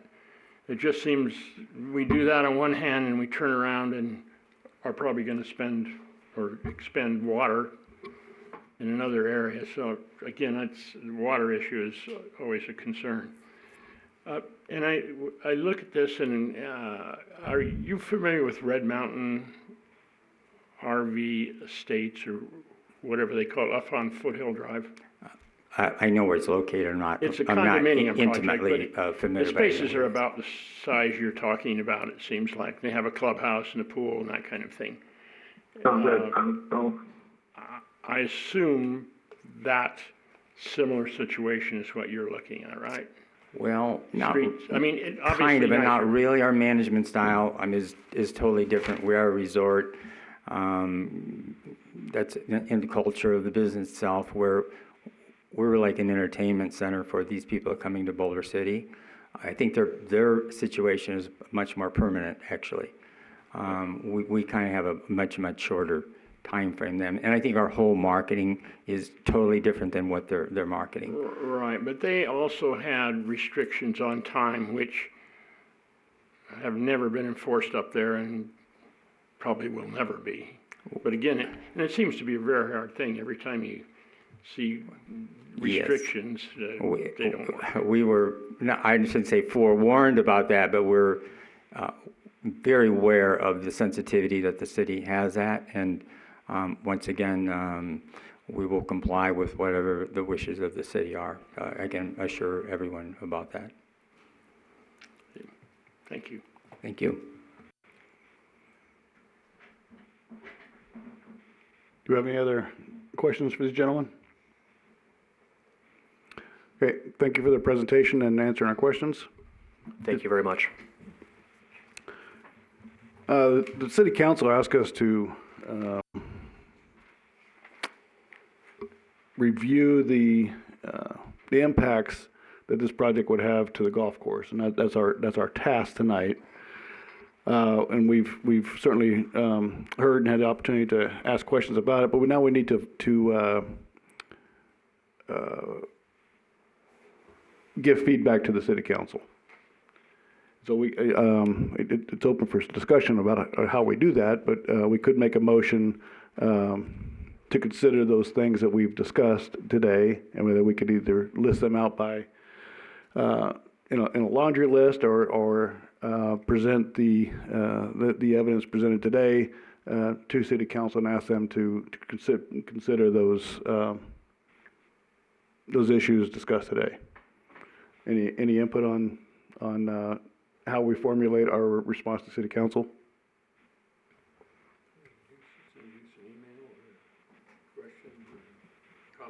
Well, we go. Yeah, do it now. Chairman, I think maybe just to kind of give you guys a little bit more direction as far as what it seemed like City Council was requesting was really what you as a board thought that the potential impact specifically to the golf course.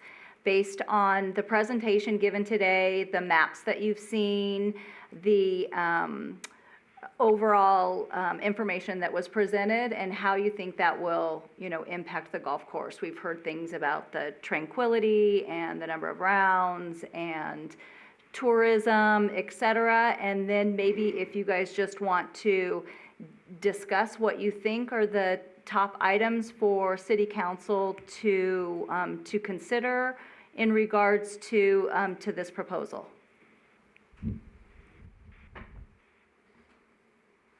Anyone have any input?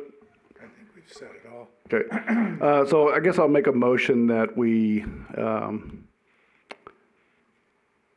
recommend to the city council the consideration be given to the items that we discussed today that potentially impact the operation of Boulder Creek Golf Course, and those items to include, maybe not limited to, things like access to the course, consider water usage, accessibility to the course, the course facilities, either by golf course or how do you get from point A to point B, and also limiting access or prohibiting access for non-paying persons. We discussed the course and facility security. Certainly some of these are kind of thematic. And then, of course, ensure the tranquil and natural environment of that course play. And also, at the culmination of the lease, what happens? I'm sure they're going to, at the culmination of the lease, for example, if it doesn't renew after 30 years, if it ends up being a 30-year lease, what happens to what's left there? Right, because that would have an effect on the aesthetic of the golf course if it was no longer in use. I think there's also an impact to the local player. Turn your mic up. I think there's also an impact to the local player, a potential impact to the local player that may not have the ability the ease of access that we have now. And it'll also, when you get so many players from all over the valley out here, certainly may impact those people who had potentially been customers. Well, I think we definitely should take into consideration what Andy, the manager of the courses, is saying, his security and other issues. We should definitely have the city council be aware of those points. Have we formulated then a motionable motion? How about I repeat what I think the motion that you've put forward is, and then you guys let me know if you feel like there's anything I've missed. So you would like for city council to consider items including access to the course, the overall water usage, accessibility to the course, the facility and how guests would be transported there, and prohibiting access, and that would include like if there was a gate around the facility, and the security measures, tranquility of the course, and the culmination of the lease, what would happen should something go awry, and to take into consideration the golf professionals' opinion, specifically upon security, and then the potential impact not only to the local player, but also to the regular player from the Las Vegas Valley who may have less availability of tee times. Correct. So do we need to formulate that into like a are you going to write that? Or? That appears to be your motion. Correct. There's also the size consideration because of the closeness to everything, or The compaction? yeah, well, the number of, does that affect tranquility, or does that affect the experience, having all the RVs all around the 4 holes?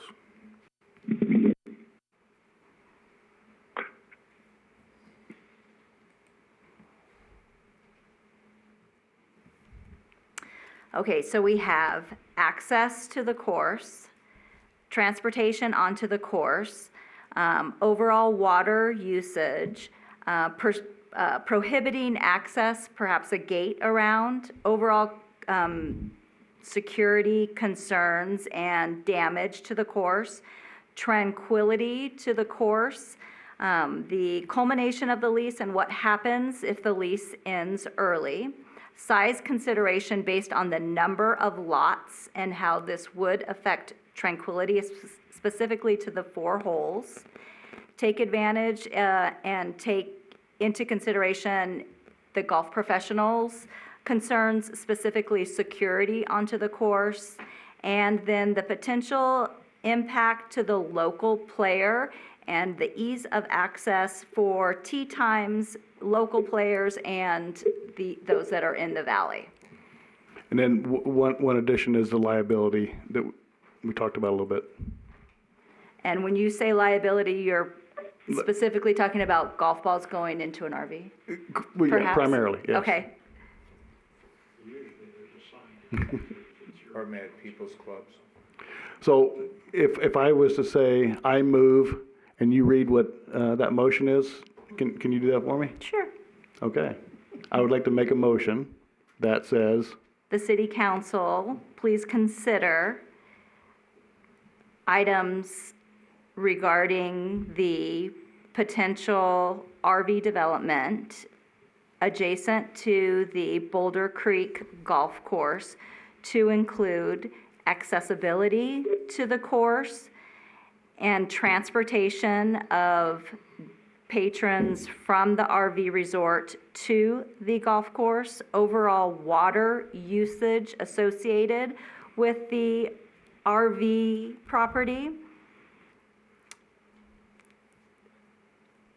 prohibiting access specifically to the golf course, perhaps in the form of a gate to have added security, and what security measures are there going to be to protect the golf course and any potential damage to the golf course, how this would affect the tranquility of the golf course, the culmination of the lease and what would happen to that land should something go awry with the lease, the size consideration of the number of lots that are proposed with this plan, the tranquility of the whole 4s that are directly adjacent to the number of lots that are being proposed, for council to take into consideration the golf professionals' suggestions and his concerns specifically regarding security of the course,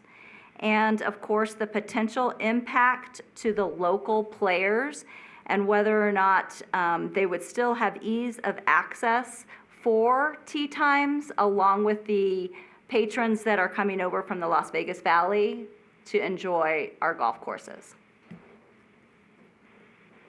And the liability to the city regarding. And the errant- liability to the city specifically regarding golf balls, but liability in general.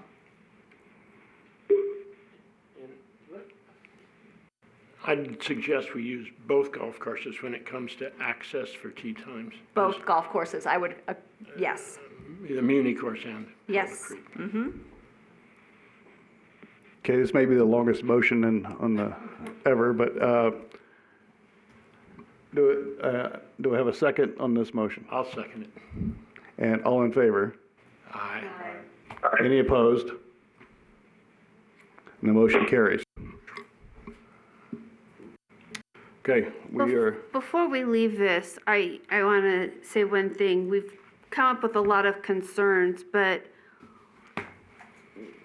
when Boulder Creek was built, there was a lot of concern about the cost of it. And we have the potential here of paying that extra cost that's always been a concern with Boulder Creek.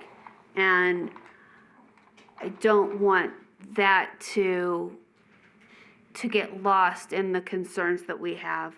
I obviously agreed with the motion, and think all those things need to be considered, but we also need to consider the fact that while it may impact your tee time a little bit, we will be getting that golf course paid for. Okay, thank you. Item number 3. One go ahead. comment. That's a good point, Commissioner. However, the golf course has been paid for, so we're not paying for Boulder Creek anymore. That course has been paid for.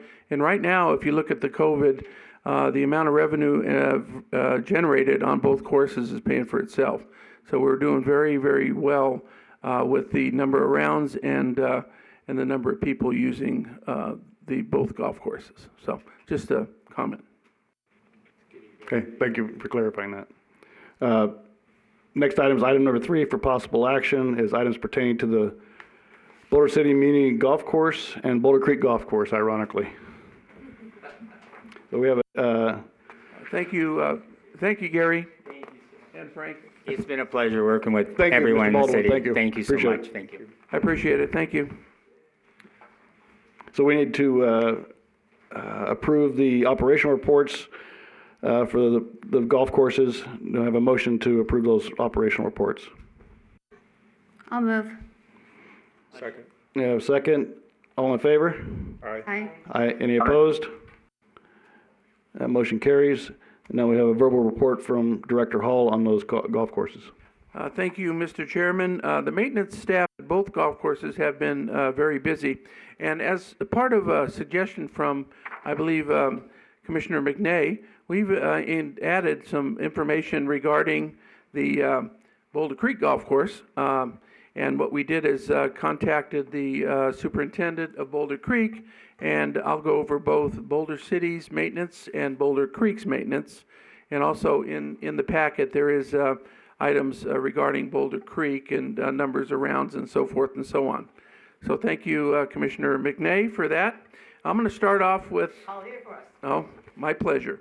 Well, things that are going on at the Muni Golf Course. Well, the spring mowing and trimming is going on every day now.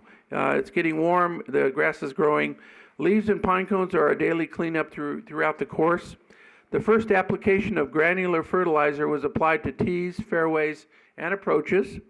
There's a foliar application for POA seed head suppression. It's a growth regulator that we put on the greens to prevent the POA seed heads from coming. Pre-emergent for goosegrass and crabgrass has gone out. The fungicide applications applied to the green surrounds and collars to combat the seasonal diseases has been put out. Creek beds on 12 and 14 have been cleaned out of cattails and grasses. Weed eating, edging the bunkers, replacing lots of lateral valves with new valves, cleaning around clubhouse as well as the parking lot as needed, and also filling in cart path entrances and exits as needed. So that's what's going on at the Muni Golf Course. Regarding Boulder Creek, they just finished up with the spring aerification of the greens. They are foliar fertilizing the greens every other week. That means it's a liquid fertilizer they put down on the greens instead of a granular. And they're also putting liquid fertilizing the fairways and tees once a month. They're raising the quick coupler connections around the greens for hand watering of the greens, and applying a slow release fertilizer around the greens to push the Bermuda grass to encroach POA around collars of greens, since we will not be overseeding next year, and we'll start edging the bunkers next week. So those are the items that the maintenance crews are doing at the Boulder Creek Golf Course and Boulder City Golf Course. Do you have any questions? Just the only comment I made is that you hear nothing but positive comments on the Muni course out here from people I played with. So it's really done a nice job, whoever's taking care of it. Thank you. I'll pass that on to Turf Tech. It's Turf Tech that does the maintenance on both golf courses, and they do an excellent job. Thank you. Any other questions for Director Hall? Okay, we'll move on to item number 4 for possible action items pertaining to the Recreation Division. We need to approve the operational report for the Recreation Division. Do I have a motion to do so? I'll move. And a second? Second. Thank you. And all in favor? Aye. Any opposed? The motion carries, and we'll move on to a verbal report from Program Coordinator Jennifer Spinkling. Hey there. So we have our first annual Free Fish Day happening again this year. First one since COVID. It has not happened for the last 2 summers. So it's from 7:30 till 10 a.m. on Saturday, June 11th. NDOW puts that event on with help from the city. They will have loaner equipment, bait, angling volunteers, prizes, and lots of fish. NDOW will have activity stations around the upper pond for different things for the kids to do. The Safe Key program, I've been telling you about our staffing issues for the last, at least, I don't know, year now. And we have gotten a few new employees, so we're grateful for that. We're always still looking, but it's looking up compared to where we were a year ago. We're gonna plan the summer with 30 kids a day, and they have a lot of field trips planned, and they have a different theme for every week of the summer.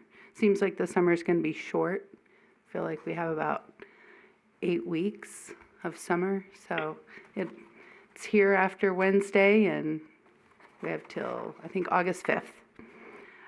Tiny Tots, we just had our graduation class of 21 Tiny Todders will be attending kindergarten in the fall. Bridget Martirano is the supervisor of the program, and this was her first year supervising, and she did an excellent job. The special interest classes are continuing to grow.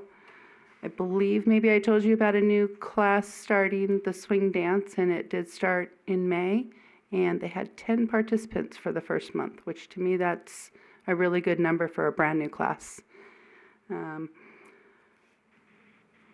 I'm also currently talking to a certified hula hoop instructor and another yoga instructor, so hope to build those up and continue that to grow. The Art Center is also continuing to grow. Our wire wrapping class, which felt like it was dormant forever, is now selling out each month, and he's had 2 special classes for students that were the limit of 5. So we started a new pottery class this month and 3 participants for the first month. So we're hoping once school is out, she made that one from 13 and up, so we're hoping that summer will bring some more students to that pottery class. And that's about all I have, unless somebody has some questions for me. Questions? I just looked at the financials on it, and it looks like we're almost back to pre-pandemic, huh? Mm-hmm. So the programs are back sort of to normal? I think people are looking for things to do more so than prior to COVID. Mm-hmm. You know, like the wire wrapping class. Prior to COVID, it happened once every 6 months maybe. And Good. it's happened every month and it's full.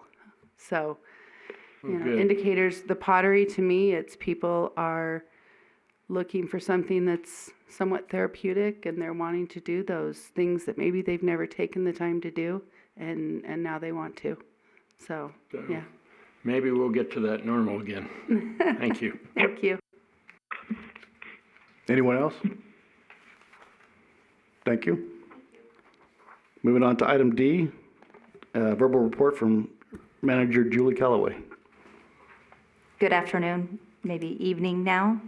I provided you with the special events master list, which will give you an idea of events for the next 12 months going on in our community. We have all kinds of stuff happening between weddings, annual events, and new events that are coming to town.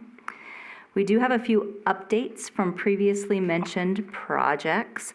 Firstly, our Xeriscape project, if you haven't been by, it is almost complete. We do have new irrigation and landscape, a new playground, and new safety surfacing. It looks much different, and I'll pass around a picture momentarily. We do still have a few items on order to be added to the park, which would include a new sign and a couple of park benches.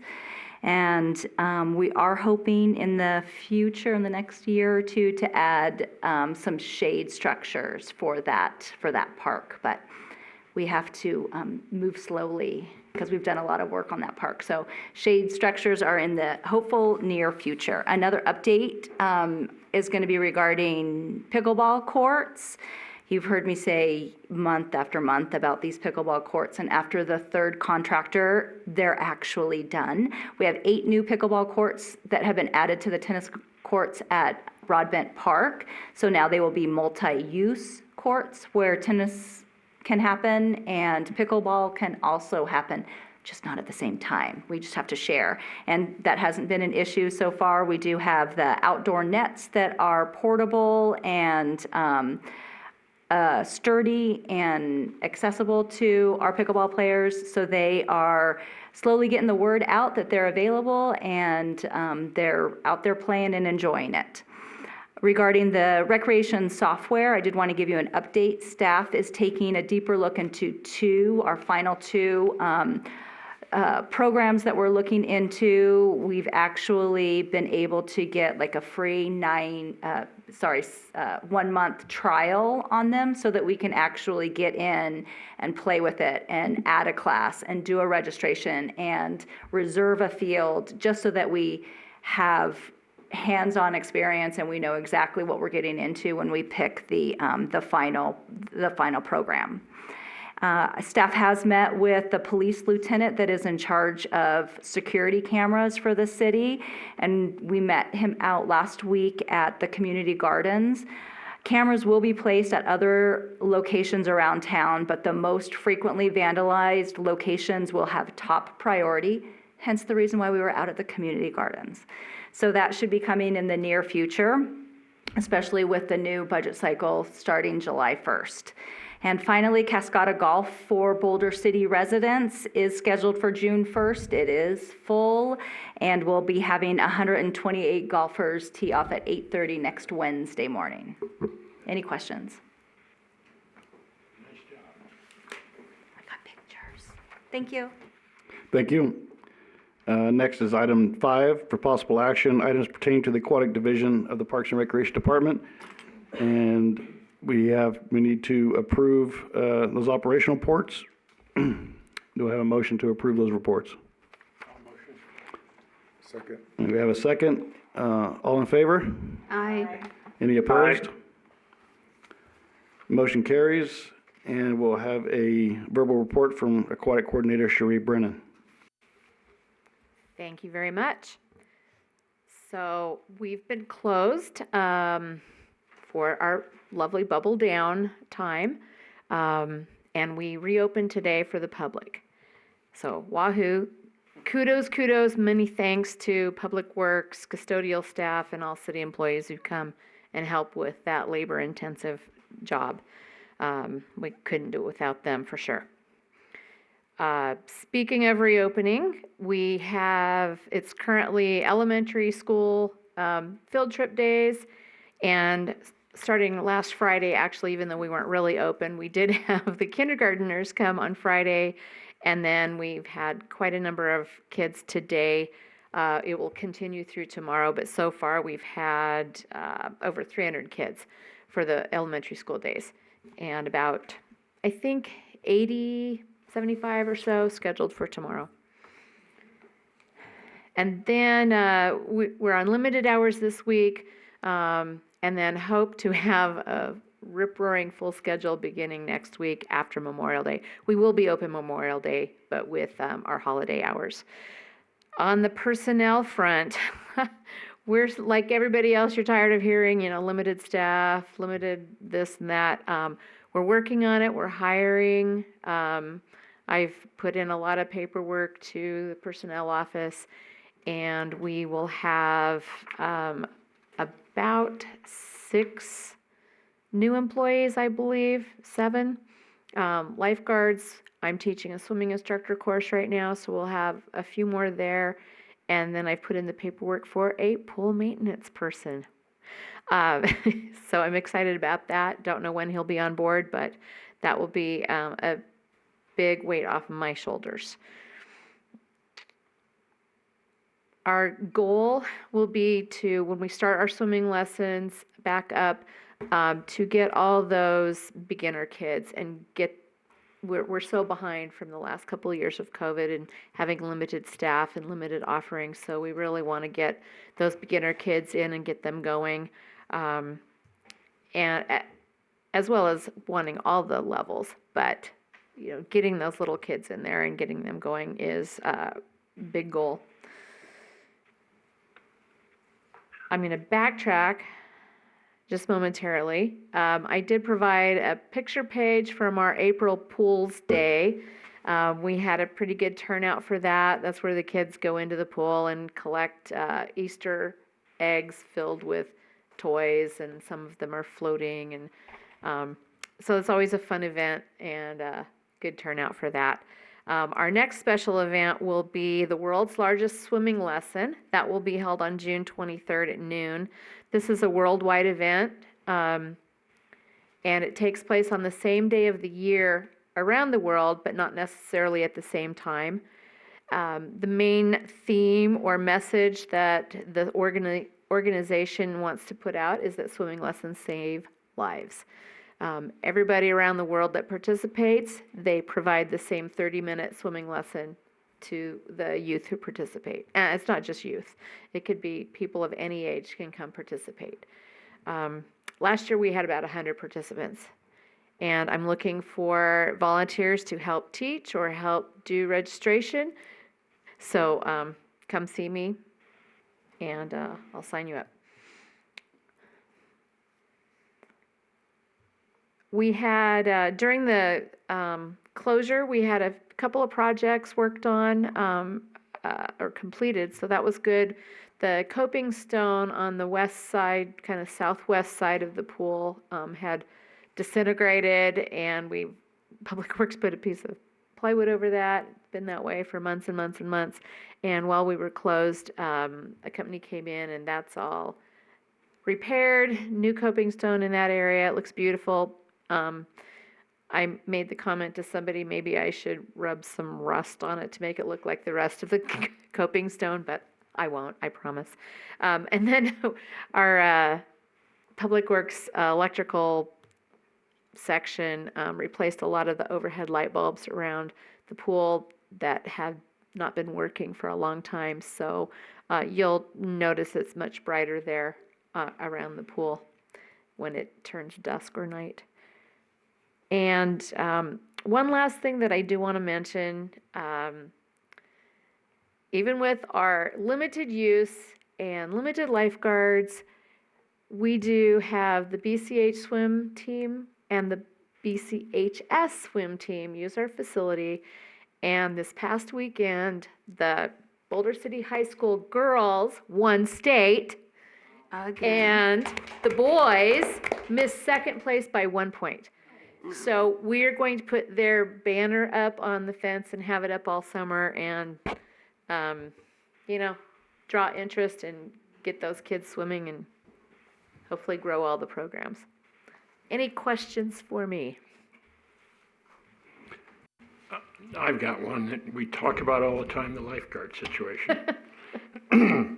When you look at the financials, obviously there's no money in the pool business to hire people, and I know you're under a lot of pressure. If we get the new pool, isn't this just going to be exacerbated? Isn't that going to be a monster more problem? But before you answer that, if you look at what the school pays, $10,000, pretty cheap. Has there been any thought of, I don't know, telling the school district you're going to have to maybe pony up something in lieu of maybe lifeguards? Or maybe some of their people can qualify as lifeguards and give you 20 lifeguards a month or a I would week. like to defer to Director Hall. Thank you. And before I answer that question, I want to thank Sheree and the staff down at the pool. If I was the pool manager for a long time, and it takes a lot of effort, physical effort and mental effort to put that bubble down and take it up and get ready for summer. And it's a lot of work out in the hot sun, and you really did a good job. I appreciate your service down there and the lifeguards and Sierra and all the people down there. Thank you.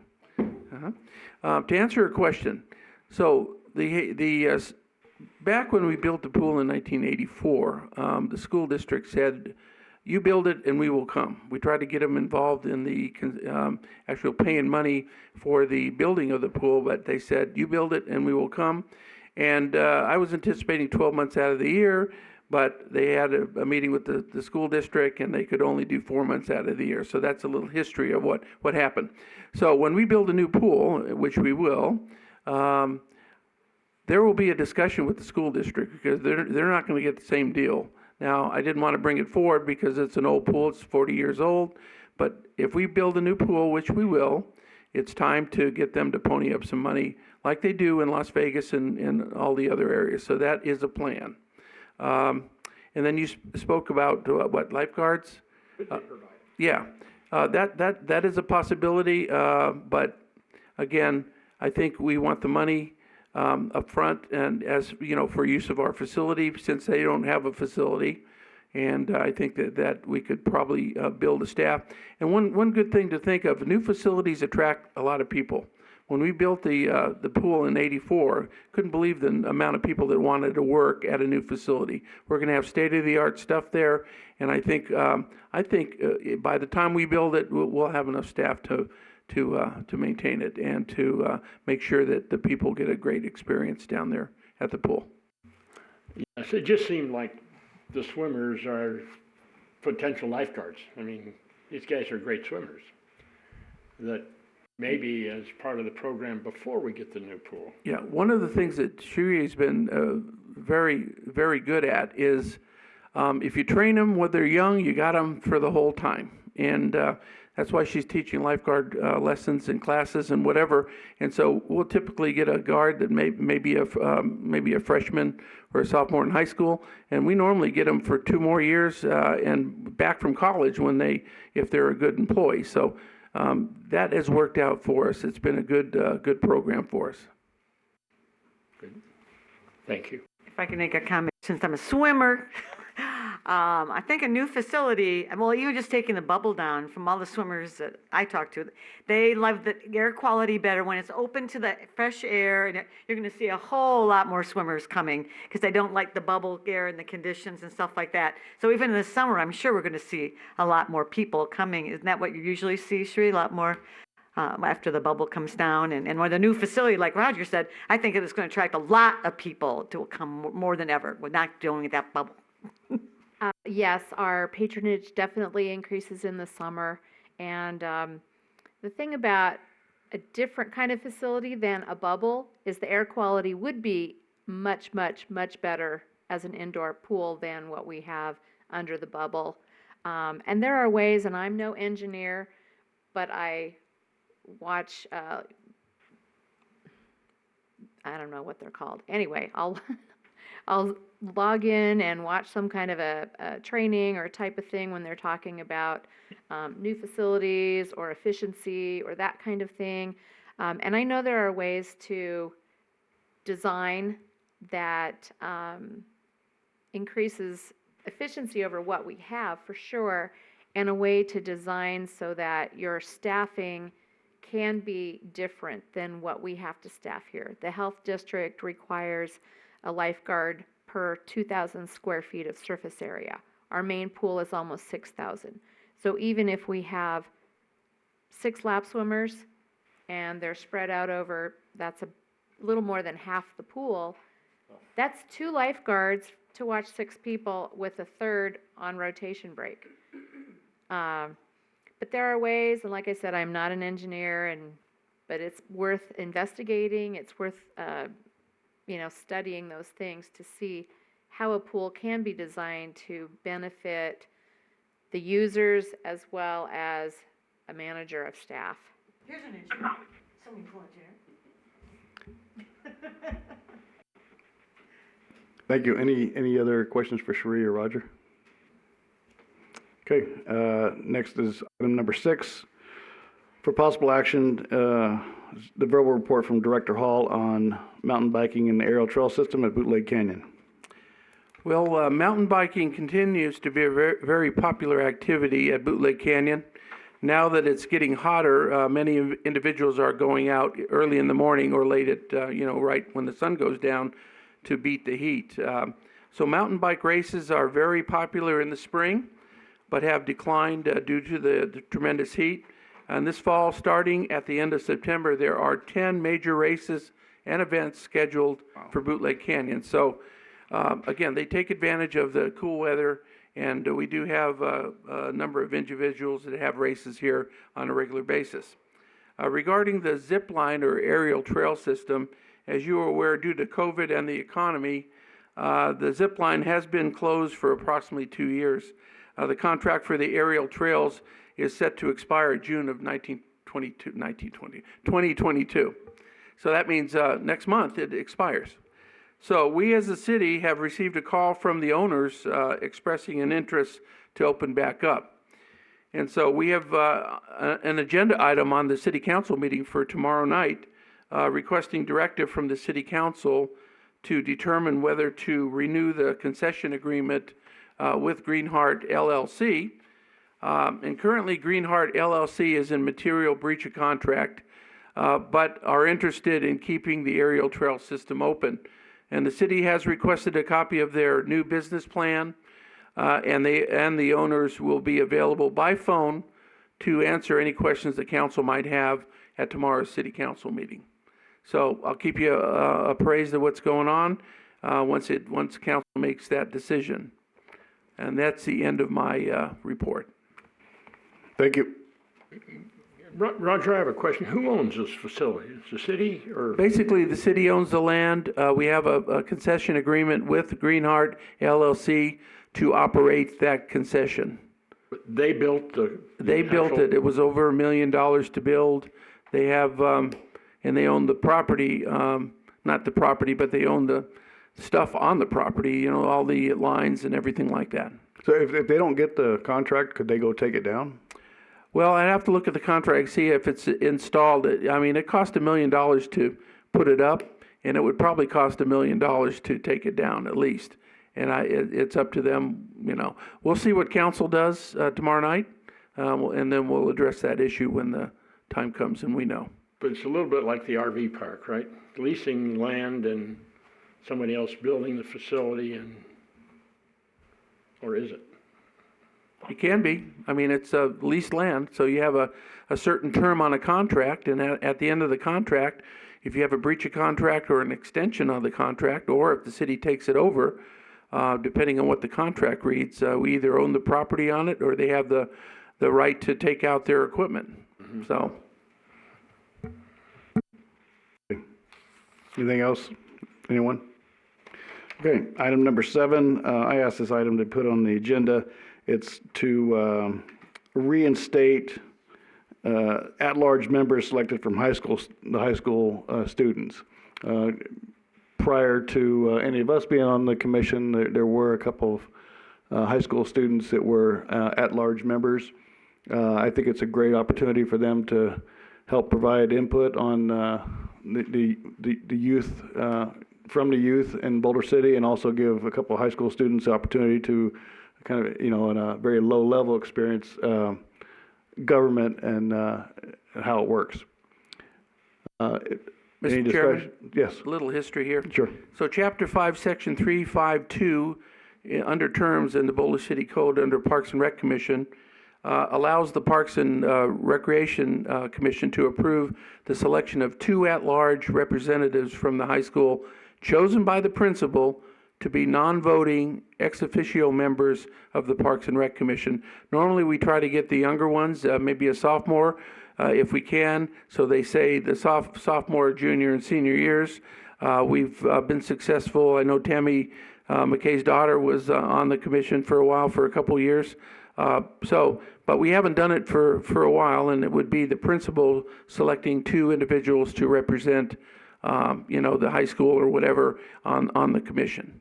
So, if you guys want to do that, you need to make a motion, and then we'll contact the principal and see if she has anybody that would be interested, and then go through that process. Any discussion on this item? No, but I would support it. Get the young people involved as soon as possible in activities, outdoor activities, so. Do you want me to make a motion? Sure.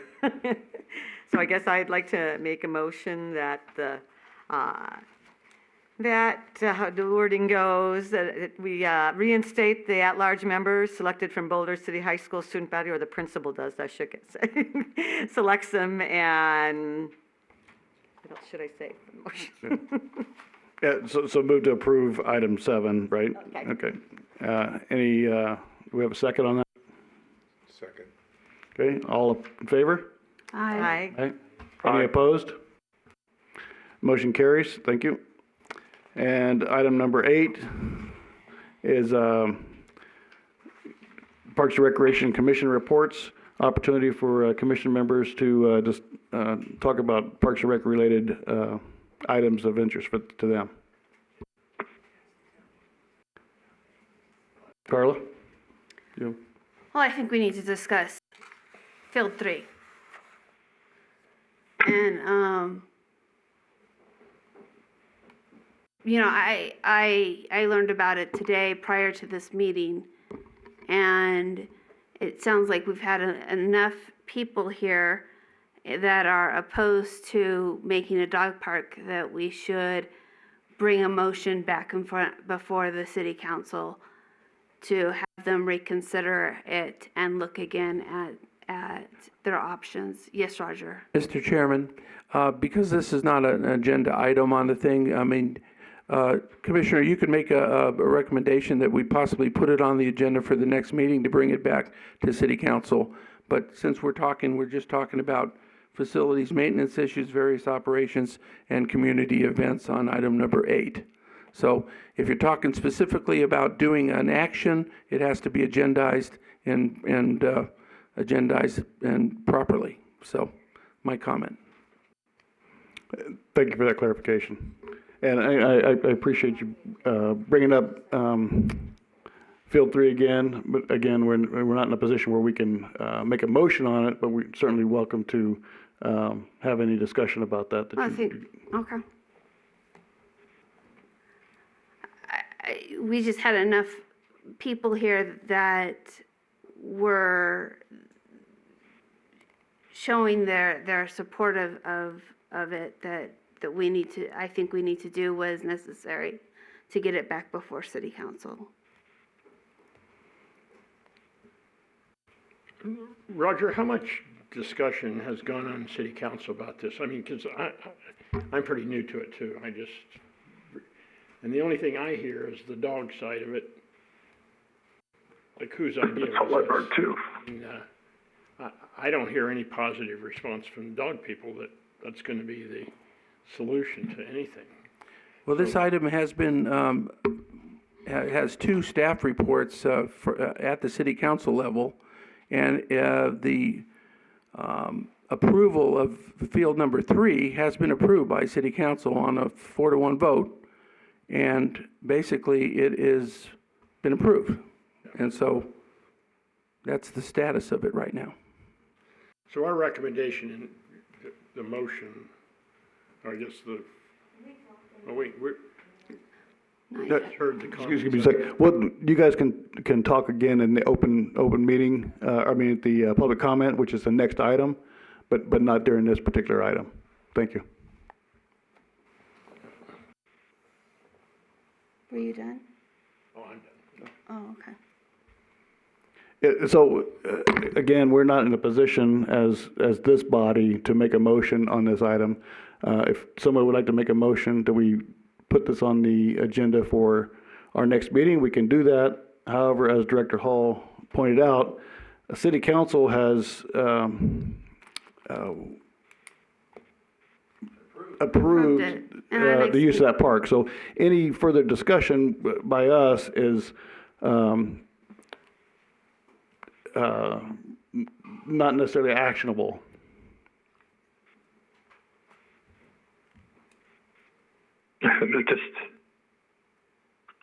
So Roger, I heard you say something a little while ago about you were doing a survey on removing a bunch of sod in different parks.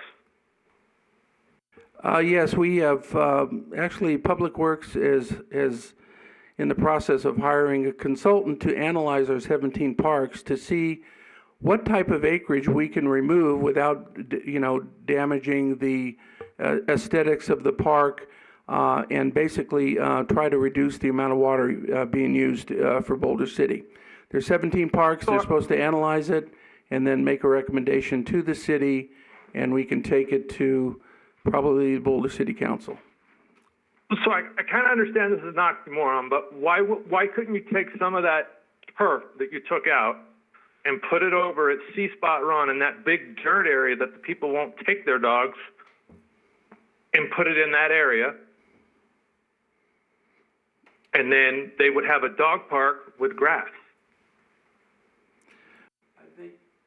I think basically, though, we're trying to remove turf from being irrigated in Boulder City. We're going to have... Totally understand that, and I know you'll be removing a lot more turf than what's in that little area. That's a good suggestion, but, when you look at it, we're supposed to be removing the turf and not adding, removing turf and putting it in another facility so we can water it. And so that's my directive, actually, from the city manager, and that's what we're doing. Okay, that's fine. Mr. Chairman, I do have a couple things that I'd like to talk about. Yes, go ahead. Thank you. Boulder City High School Senior Parade is scheduled for May 25th, starting at about 6 o'clock at Eagle Drive and the high school. It'll be escorted around town by the Boulder City Police Department. So if you're in that area, take a look. There's the kids do floats and that type of thing for the seniors. Also, the Sunrise Rotary Club will be sponsoring the senior all-night party in the gymnasium on Thursday, May 26th at the Rec Center. And we have quite a show of events for the seniors. So we hopefully we'll get. I think we have 90 seniors signed up for that. And after they graduate, they come over to the Parks and Rec. They're kind of locked in, and they're there for the whole night. We have some good surprises for them. Also, Rotary Best Damn Barbecue is on May 27th and 28th, and that's at the Rec Center, Wilbur Square, Colorado Street, Bicentennial Park, and North Escalante across the street. And then also, we have been working with the Danbury Committee on the Danbury. Jennifer, if you want to pass out the schedule of events. We're going to have a great show. The theme this year is Full-Blown Fourth, so we're getting back to pre-COVID, and I'm sure we'll get a lot of people down at the park and down on the parade route to support this great event. So it's the 74th annual, and what Jennifer passed out is the schedule of events for the day. And that's all I have. Thank you. Anyone else have any comments on this item?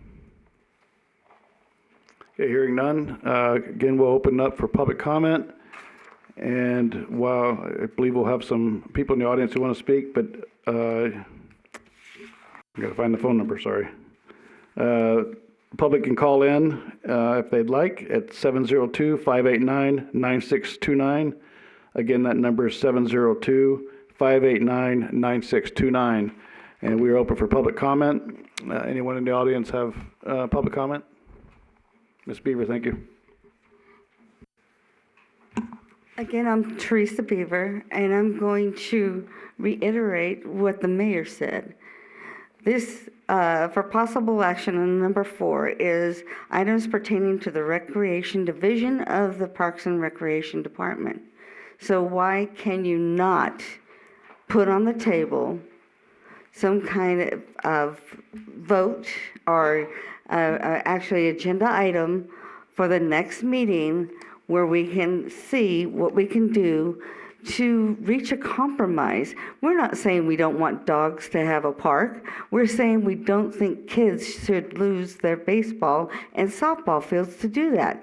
There's so many grassed areas around Boulder City that all it does is put a fence up. $72,000. You can make a lot of dog parks. You can make a lot of difference.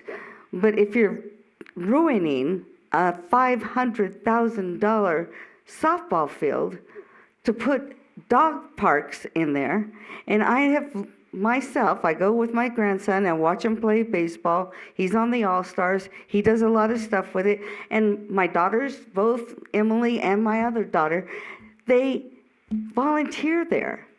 They put in hundreds of hours, getting people on tournaments to come in and pay money for the. So why are you tearing down something that's already built instead of finding different locations that would behoove all the parents and also help the people who own dogs? I have 3 myself. I'm not against dogs. I'm just against taking away from children. And why can that not be an agenda item right now? Like Carla said, put it on the item and talk about it, because if you wait, because tomorrow's city council. I've already been told by Colonel McManus that he's against what's going on. So something's going to happen. So I move that you still put it on the agenda for the next meeting. That way we have an opportunity to have you voice an opinion and maybe find a different answer than taken away from our children. Thank you. Thank you. Emily Spragno again. I would like to touch on something that nobody's touched on. Little League, anyone who reserves the fields to use has to prep the fields, restore the fields, everything between use. Mary Ann Tyson Smith from Soda at the Nest in Boulder City Family Mortuary just donated a brand new golf cart to us that we can restore the fields after we use them. Parks and Rec doesn't come out and do it for us. We have to do it. So to say that Hemingway is a possible option, it's not. We would have to have a Connex box, which is $5,000 over at Hemingway. We'd have to have a new golf cart just to use at Hemingway, because we're not allowed to use city equipment. We'd have to have a whole new set of equipment just to use Hemingway for practices. So I would just like to touch on that, because nobody really understands what we have to do as volunteers to maintain those fields, to use those fields, to play on those fields. Thank you. Thank you. Mr. Shea?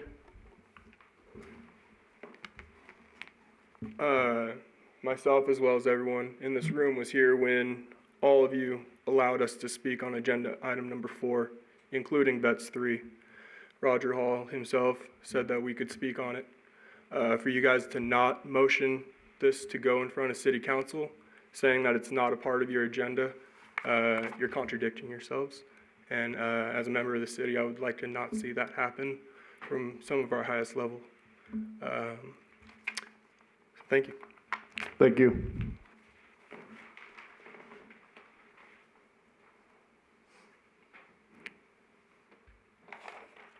Again, public comment can be made on the phone by calling 702-589-9629.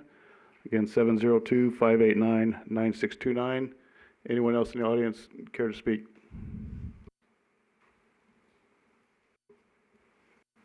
Mr. Chairman, can Yes. we do a voice of support without actually doing a motion? You mean individually? Sure. I have a dog. I didn't really understand the implications of what was going on with 3. I support you.